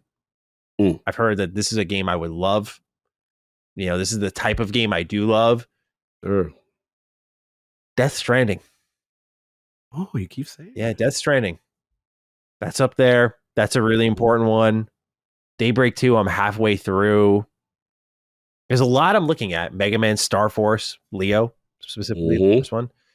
But I'm like, do I commit to Mega Man right now? Like, I want to play a Mega Man game. That's my cozy game, for those who don't know. Like, I have Mega Man Legends on this list. I'm like, Mega Man is my cozy series. Like, it just, I think because it's funny. It actually is more powerful to me than like something like Knights of the Republic. Mega Man was such a core part of my childhood that whenever I play it, there is a sense of warmth that overtakes me. And I kind of want that holiday spirit warmth. Get that back. And I'm like, why don't I play a little Mega Man? Legends isn't very long, so that might be the play. But that's there. You know, I'm stuck between a rock and a hard place because as you've noted, everything everything I've listed out here is very fucking long. Very long. All the time. It's impossible to find a short game, I've realized. But looking at this, I'm like, this is what I want to play. I have the time to do it. But what I really also want is the satisfaction of like knocking a couple of things out, right? After a metaphor, I just want to punch some fucking games out and be like, yeah, like 8 of these is one metaphor, which is crazy to think about. But that's what beating a game like Metaphor or Persona 5 Royal always does for you. The surge afterwards is scary because you just line them up and knock them down. So I'm trying to strategize my plan of attack afterwards. All right. I want you to pick for me. Ooh. I want to give my fellow Duke the power. What do? I have, as I mentioned, one more time. This is post Metaphor, by the way. Post Metaphor. So Metaphor is prior to one. Batman Arkham Shadow, Final Fantasy XIV base story, Disco Elysium, Deus Ex, Mega Man Legends, Death Stranding. Obviously, as much I have a lot of time off, but I can't beat all 6 of these. You can't beat all 6. Yeah, you know, as much as I'd like to think in my head I can. What are we thinking here? All right. I think you have to do, because I know you have to get your happy place thing, Mega Man, because you have to get that out your system. You're a Mega Man guy. You got to go with your heart first. I always say get that out. I think it's time for Disco, bro, because Disco, for you like good writing. I've learned now being hosting with you for a long time, your appreciation for good writing is really, you help me appreciate better writing, you know what I'm saying, kind of thing. So I think that's going to resonate for you in a different way. And I'm curious where you go with that. I would love, see, you're a Danganronpa guy. You've got pockets where you show me like, oh, he's not like married to like balls to the wall action in the game, but if the writing is good, he's in this world. He's engrossed. And I think you're going to love Disco. Okay. I think you're going to love it. And what you're going to love about it is, see, we now get to benefit because dudes, crawl so we can walk. They played it without no voice acting. This is like premier voice acting in a choice and consequence, amazing environment. And this is a flawed character. Oh my God, this is a flawed character. I think Disco is right up the alley for the holidays. It's going to be fun. You're going to have a good time with that. Third one. Question. Yes. While we're on Disco, as we're laying out my game plan here, yes. I own it physically on Switch. Oh, okay. Do you think that is where I should play it? Like, this game, did you notice any issues where, this could be a performance issue? Oh, no. I can't disrespect the Switch. Look, that ain't no graphical moving nothing in that game. Like that game is purely an artistic effort. So it can't, if you want to consume it portably, Switch gang, stand up. you could do that. But again, I don't know for what sure. the rating on their review of performance on said platform. I'll double check. Hopefully it got the voices and everything, because I know the Xbox what I played voice. I guess it was deluxe edition, whatever edition to do. Make sure that it got the voices. If the Switch one ain't got that, there's some knockoff version of it, or no frills, boring basic version. Don't do it. Just make sure it got. If you got voices on Switch, then do it for sure. Okay. And I would say the third one probably going to come down to, because I feel like Final Fantasy going to steal your soul. You ain't going to get the chance to finish nothing. I just feel like once you jump in there, that's like me jumping in Destiny. It's like, I feel like you ain't going to get much else accomplished. So there's a part of me that's like, maybe you also need to, you seem like you were very hyped with the Death Stranding. You feel like you was getting the movement. You was understanding the message of the FedEx. Yeah, it was hitting hard. It was hitting really hard. I was loving it when I played. So I say you got to go with your heart. The two ones that you bloviate the most, what you call it, definitely your Mega Man, definitely your what you call it. But I think for a holiday, you need a nice narrative, dope adventure with Disco. All right. I think Disco, and it's a cult class. You need that on your resume, young man. When you go to apply, you need that on that resume. I got that Disco Elysium. That's a man of culture. That guy right there, he's cultured. All right, cool. I got my 1, 2, 3 down. I appreciate it. Yeah, I wanted you, because the thing is, I was getting too indecisive. I was like, I can't pick right now. I was like, I can't choose. Like, I don't know. I was like, I don't know what I want. I really don't. Actually, I'm gonna throw the same question to you, because I'm in a dilemma. So there's too many games I got to do, but these are the ones I narrowed it down to like 4 that were screaming to me the most that I really want to take care of. Okay.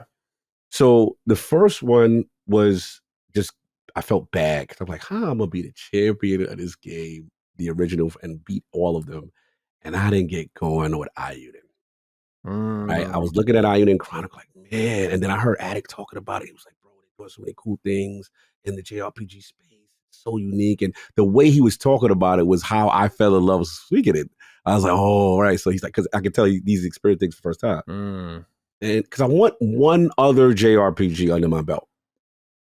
So it's either first 2 games are either Ayuden or Sea of Stars. I was like, that I've been putting off, and also both of them I can play portably and continue. They both got so I was like, I could knock one of them out. And then we know how I feel about our man. What's the name of that studio? Sabotage. Oh, yeah. Or whatever, right? And I'm like, all right. So those are the 2. I want to pick one of them. Okay. And then the other 2, you got to laugh. I feel like, damn, I completely missed the Veilguard conversation. And I'm like, I need to be a part of it just to know where I land on this very controversial thing. And more importantly, that final act that I'm hearing so many good things about, right? And the other one is weird, and I blame Tekken. After playing with Clive so much, I never want to go back. There's a part of me like Eva, and then people like, but God, that's the whack one. You need to go. But I'm weird. I like the story of the dominance. When that game started, and spoiler if you didn't play the demo. Right? Was it the demo free? It was in the demo. Okay. Yeah, spoiler alert if you didn't play the demo. If you didn't play the demo, I apologize. Spoiler alert, you can cut right here. Bro, when Joshua went through what Joshua went through, bro, and I heard the way Ben Starr acted, the pain. Amazing. It felt like, yo, you just lost your brother, you or your child in front of you. Someone tore them apart in front of you. Yeah. It's like, you bastards. You bastards. Like, I broke inside. But then I was saying to myself, because of the square mercenary, not mercenary, is it coming? Is it not? And then I already started. I'm like, I got this feeling I'm going to start it because I want to play it over Xbox only for the simple fact that all my achievements, bro, you know what I'm saying? Like, I want to stay consistent. So part of me is that's the only reason. 16's been calling me for a while because I feel it's not even fair to rebirth to do, because I did remake, but it's not fair to rebirth. I felt like I should have got 16 out of the way first before I then get the rebirth thing. So I think I know you. Well, actually, I don't know your answer because you don't really like 16 that much, and I know you're not. We know how you feel about Veilguard. So, but I feel like it was down to those 2. So if gun to your head with those 2, which big AAA game and which JRPG game. So between Veilguard and Final Fantasy 16, or Sea of Stars and Ayuden, I got to pick one of each. Yeah, so I'm gonna start with your JRPGs because I think that's a little more up in the air. Ayuden Chronicle is really good. The mechanics and the systems are really good. Its story isn't particularly fantastic, I think. And again, I talked about it a little bit in our episode we recorded, I'll say, and its dungeons are a little hit or miss, I think.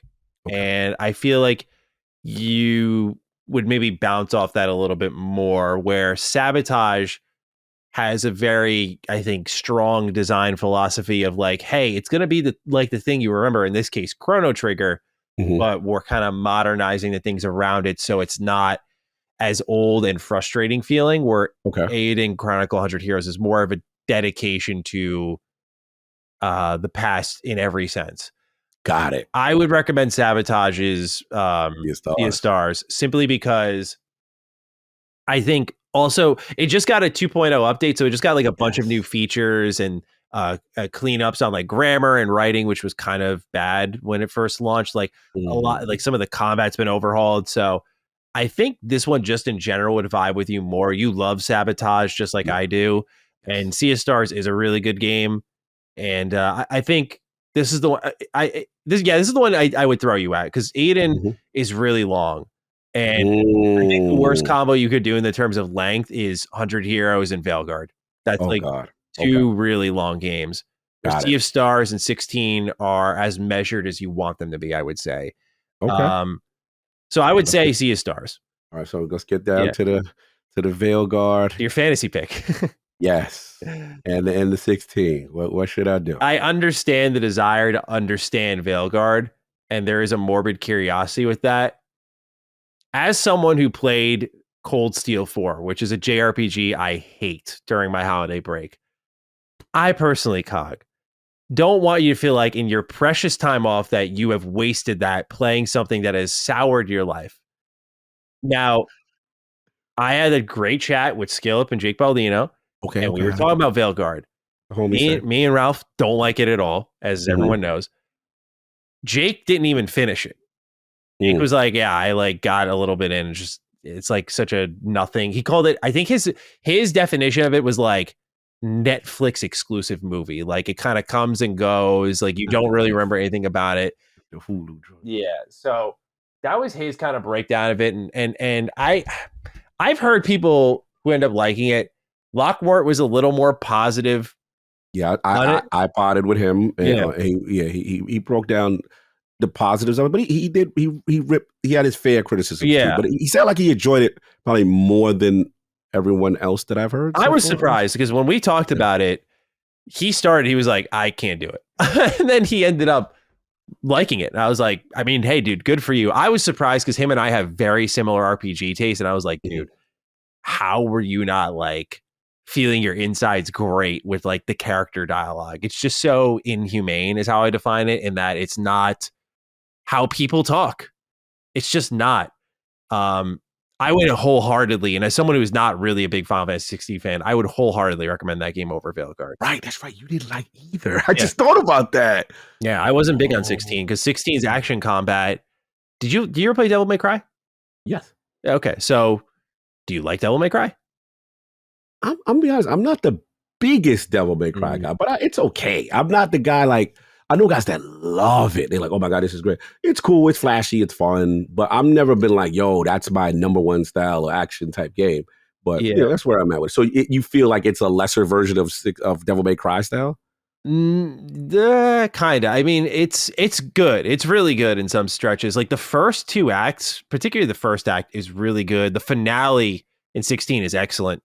So it's not like, I don't like it. That's maybe too strong, but I have a lot of issues with it, particularly as a Final Fantasy game being absent of strong RPG elements does sour 16. If 16 was like a subtitled Final Fantasy and not mainline, I would probably let some of this stuff go. Because like I like Type 0, for example. Type 0 is awesome. That's also a spinoff though.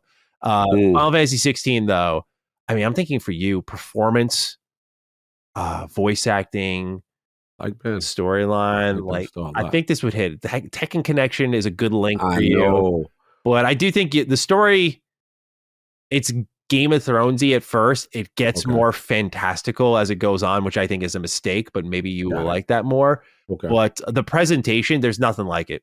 Oh my God. I'll just say boss fights. Yeah. Like you're going to see the budget and be like, Final Fantasy 14 must be doing well. Yes. Because they threw a lot of money into this. They threw a lot of money at that. Yeah. Trust me, my heart was leaning that way too, man. Just the final thing before I wrap up is that I'm just nervous because I'm like, if they're pimping out Clive now. Yeah, pimp it out. Like, come on. They pimped them out. They took that bag. Yeah. That means you ready. Because is the PC version of 16 out? Yes. See? And one that's coming out soon. Right. So there's a part of me that's like 16 to come before. You want to wait for it on Xbox? Yeah, that's the thing. And I'm just like, he's like, bro, don't do that, Veilguard. I can't recommend Veilguard to really anybody. It's the only game that's worse than it to me is Shattered Space, and you feel the same way I do about Shattered Space. So wow, I didn't know it was that level for you. Yeah, I mean, like BioWare has an expectation level that they do not meet at all in Veilguard. Even if the old guard of BioWare is long gone and onto other projects like Exodus, that's not even what I'm talking about. It's like you built your culture and your studio and your mantra around character writing and characters, and nothing about that part of your game is good. And it's not just a Maddie take; it's like a common take. And no, a lot of people agree. And so, yeah, it's not to say like, oh, I can't stand on my own 2 feet, but just like, it's not like I'm the only one out here preaching the good word of like, this is bad writing. If you want to do the survival test, you can. I wouldn't stop you, but I really think it's just time not well spent. Like here's how I have yet to, outside of some what are seemingly phony ass reviews, I have not seen anyone walk away from Veilguard going, man, I fucking love that shit. It's always been like, it wasn't as bad as people said. And that's to me not indicative of like a strong product. Is like, oh, well, the people who really didn't like it, I didn't hate it as much as them. Right. Never really, at least the people I respect and who I talk to frequently, who I think have like well-researched opinions. I just feel like it's not going to be time well spent. I know you're a Dragon Age dude. I know you said that before. You like Soulless. I am, and I'm a Soulless guy. Soulless is barely in the fucking game, dude. So like, I just, that's why I try to tell people. I'm like, it's, as someone who tracked that game closely and then played it, I was like, I feel like it missed the mark on almost everything I was hoping for. Once it was all said and done. At first you might be like, I don't see the problem. But I think if those things are not working with you, like they weren't working with me, and then as time goes on, you spend your 50th, 60th hour in it, it is a game that just hurts you at a certain point if you stick with it that long. Well, when I don't like, I'm like, yeah. You're better at dropping games than me. I feel I need to finish. Yeah, I mean, but that's part of you. I review, yeah. So I always finish, but I'm saying that I guess when it comes to stuff I'm truly like, Veilguard, I think I could have delivered a pretty succinct review of 30 hours in. Like, I really do feel like by that point, I knew all I needed to know. And it was just at a certain stretch as I was going through the rest of the game, just revalidating everything. Pretty much, it was like every 10 hours, can it be as bad as I'm thinking? Oh, I'm going to try to like this. Oh my God, it got worse. I don't like this game even more now.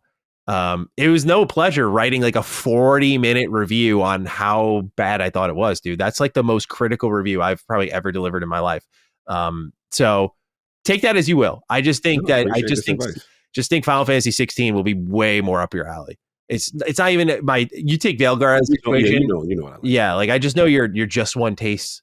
Yeah, and 16 is the just one game in my eyes. Like it is definitely bombastic. Yeah, big time. But also like, what's up? Depending on how you approach it, like the story is like 35 hours long, dude. Like it's pretty short. I didn't realize that. Yeah, I mean, there's a lot of side content, and when you get to Act 3, you're gonna want to do a lot of those side missions.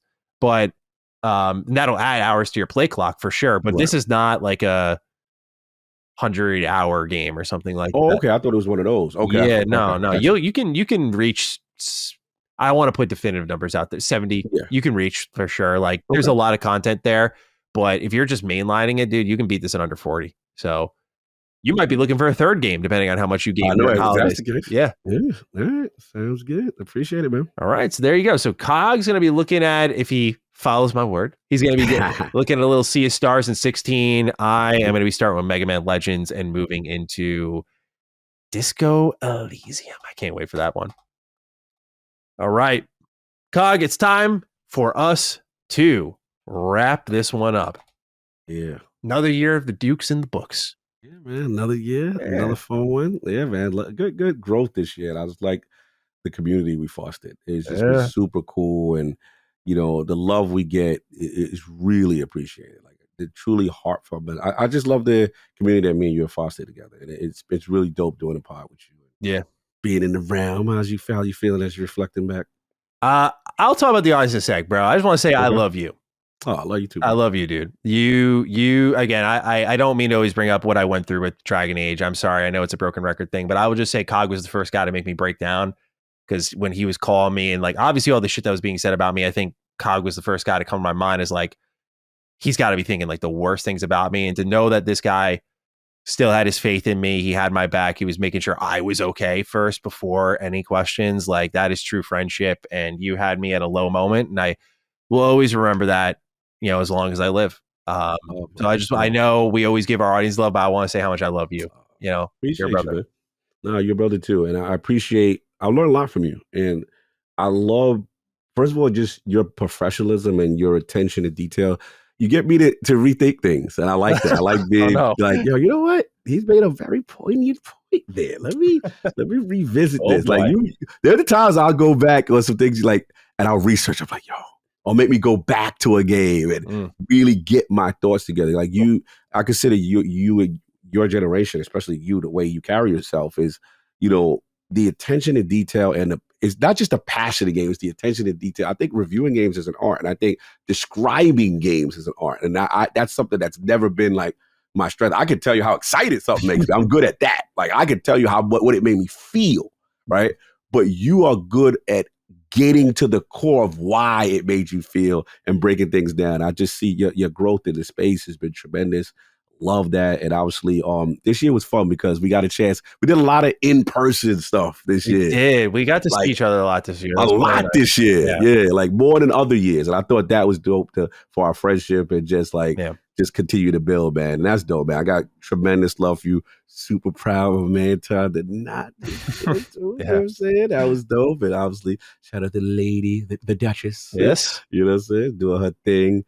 And yeah, it's fun, man. It's always fun. This is one of the shows that I do literally look forward to because I'm like, all right, we're gonna have a discussion, and I like the format, the way we convey our thoughts, bounce off each other. I think it's really good synergy there. So always a pleasure, brother. Always a pleasure, dude. Just so fun to sit down and do this with you every week. I count it as a blessing every time we get to do this, man. It's just we know the show can't last forever, but I'm just thankful every week we get to sit down and do it because we have a real impact on people, as we illustrate at the top of all of this. We get to have our fun. We get to make people laugh. We get to have the in-depth. Like, I really don't want to blow smoke up our ass, but I'm like, I think our show just does it all. And I'm really like happy about it. Like, I think if Define Do ever ended, I would probably never podcast it again. Cause I'm like, nothing will reach that height. Like nothing will reach that ever. The moments though, we've had some hilarious moments too. And shout out to everyone that helps us out on the production side, and shout out to LSM and stuff like that, making things, right. And the Ox and the Dustins and the Jimmys and everybody, who really, because which one I got? Remember the Final Fantasy thumbnail? Y'all had me with Barrett one year, like that joint. That joint was wild. But like some of these thumbnails be wild. I'll be like, yo, that was good. Yeah. And then again, shout out to you with the vulnerability of putting us in, like, you be like, yo, Cog, you cool with it? I'm like, yeah, let's go. Let's have some fun with it. And I think that adds to the flavor of the show. Like, I love that. It's good seeing everyone have fun with the thumbnails. Like I know we really started. No, I shouldn't say it. Sorry. Sacred Symbol started the trend because Dustin was just fucking around with like Colin and Chris. And I was like, we should do that. So it's really kudos to him. Absolutely. And then seeing Brad get in on it and Gene get in on it. Pretty much seeing that I'm not the only one who takes ridiculous pictures of themselves, where you'll see like my fucking laundry room in the background or whatever. Like I pop these photos into our server like it's no problem whatsoever. Not really thinking how ridiculous it is. Like it's just me like free in the middle of my house. Like think about the outtakes. Like if we had a director's cut of outtakes of the photos that we provide, or if someone goes through our phones, like what the hell are they doing? Yeah. Or like the idea that I'm looking at a picture of me like kind of holding my chin and I'm just imagining like what it's being photoshopped into. But the idea, I look at that and go, fire, perfect. Like, that's it. Yeah. But yeah, Cog will do like a full on photo shoot. Like after every episode, he's like, what do you need from me? And I'm just like, oh, like get me like you kind of holding your chin looking this way. I tell him to look both ways just in case Dustin needs to like move the thumbnail around. And Cog will show up, like I'll give him like 2 options and he'll show up with like 6. And I'll just take like one photo of me. I'll be like, here you go. Showing up from a modeling gig. You know what I'm saying? I got to get out there. Yeah.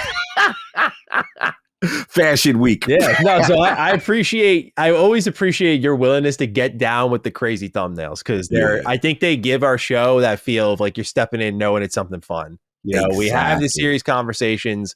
We know the ridiculousness is there though too.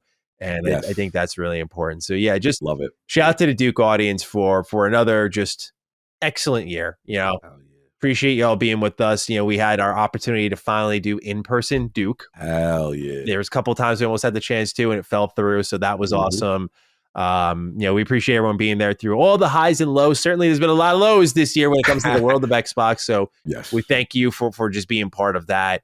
And we'll be back at the top of the new year to talk about whatever Xbox is lining up for January 2025, which we assume will be the developer direct. Yeah. We'll see. Can't say they don't give us a lot to talk about. They definitely do give us a lot to talk about. So, Cog, any final bars for our last episode of the year before we pass it off to our past selves who recorded holiday episodes for everyone? Yes. Everyone be safe. Again, enjoy your holidays, whatever you celebrate. You know, take care of your loved ones, appreciate your loved ones, check in on everybody. And again, the realm of the Dukes, we got so much love. You. Thank you for supporting this show, man. We really, if it wasn't for you guys and the amazing write-ins and the Patreon community, the Disco, like you guys feed this show and we wouldn't be here without you guys. So gotta send love back to the realm of the Dukes. Absolutely. And we look forward to your opening write-ins in 2025. I fully expect a throat coat write-in. Yes, throat coats. Yes. Someone's gonna get sick. Someone listening to this, I'm sorry, you might be the one. You're gonna get sick, and you're gonna think of me. You sound like you wishing it down. Oh yeah, because I want someone to write. I want someone to get a sore throat and write it and be like, Maddie, that tea did change my life, man. It is. I want to have that moment on the show. So make my year start off strong. 2025. Looking forward to the brave soul who admits to the throat coat. Exactly. At this point, we pushing for a Halls sponsorship or a Lude. What's the people that give you the bits or the tea? Halls. Yeah, Halls, right? That and whoever this tea is, at this point, bro, this is selling itself. The Dukes are marketable. Come on now. We are very marketable. There's some sponsors I'm surprised we've never gotten that I'm like, we, especially with Health is Wealth, I'm like, how do wellness sponsors not like see the opportunity to be like, how can we ruin this? Exactly. How can we cash in on this and bastardize it a little bit? Fair enough. Ladies and gentlemen, thank you for tuning into another year of Define Duke. Again, if you did not hear me at the start of the episode or you skipped over it, we'll be back at the top of the new year. But we have our reflection episode for 2024 of Xbox. And then we also have our top 5 best and worst games on Game Pass for 2024 coming out the week after that to round out 2024. So y'all look forward to that. Take care of yourselves if you're celebrating. Have a great Christmas. Otherwise, be safe for the holidays. Safe on New Year's especially. Have a good one. We'll all ring it in together come the start of January. Until then, be safe. Have a great day. Peace out. Defining Duke, an Xbox podcast, is a product and trademark of Last Stand Media and Collins Last Stand LLC and is recorded from the United States of America. The show is conceived by Matthew Mr. Matty Plays Schroeder and me, Colin Moriarty, and is written and produced by Matthew Schroeder. Matty's co-host is Barry Lord Cognito Eversley. Defining Duke's executive producer is Dustin Furman, and the show is edited by associate producer Ben Smith. All of Last Stand's theme music is by Ramon Narvaez. As you know, all of Last Stand Media's shows, including Defining Duke, are fan-funded on Patreon at patreon.com/laststandmedia. The following names are at the producer support level on Patreon, and we're thankful for your kindness and generosity.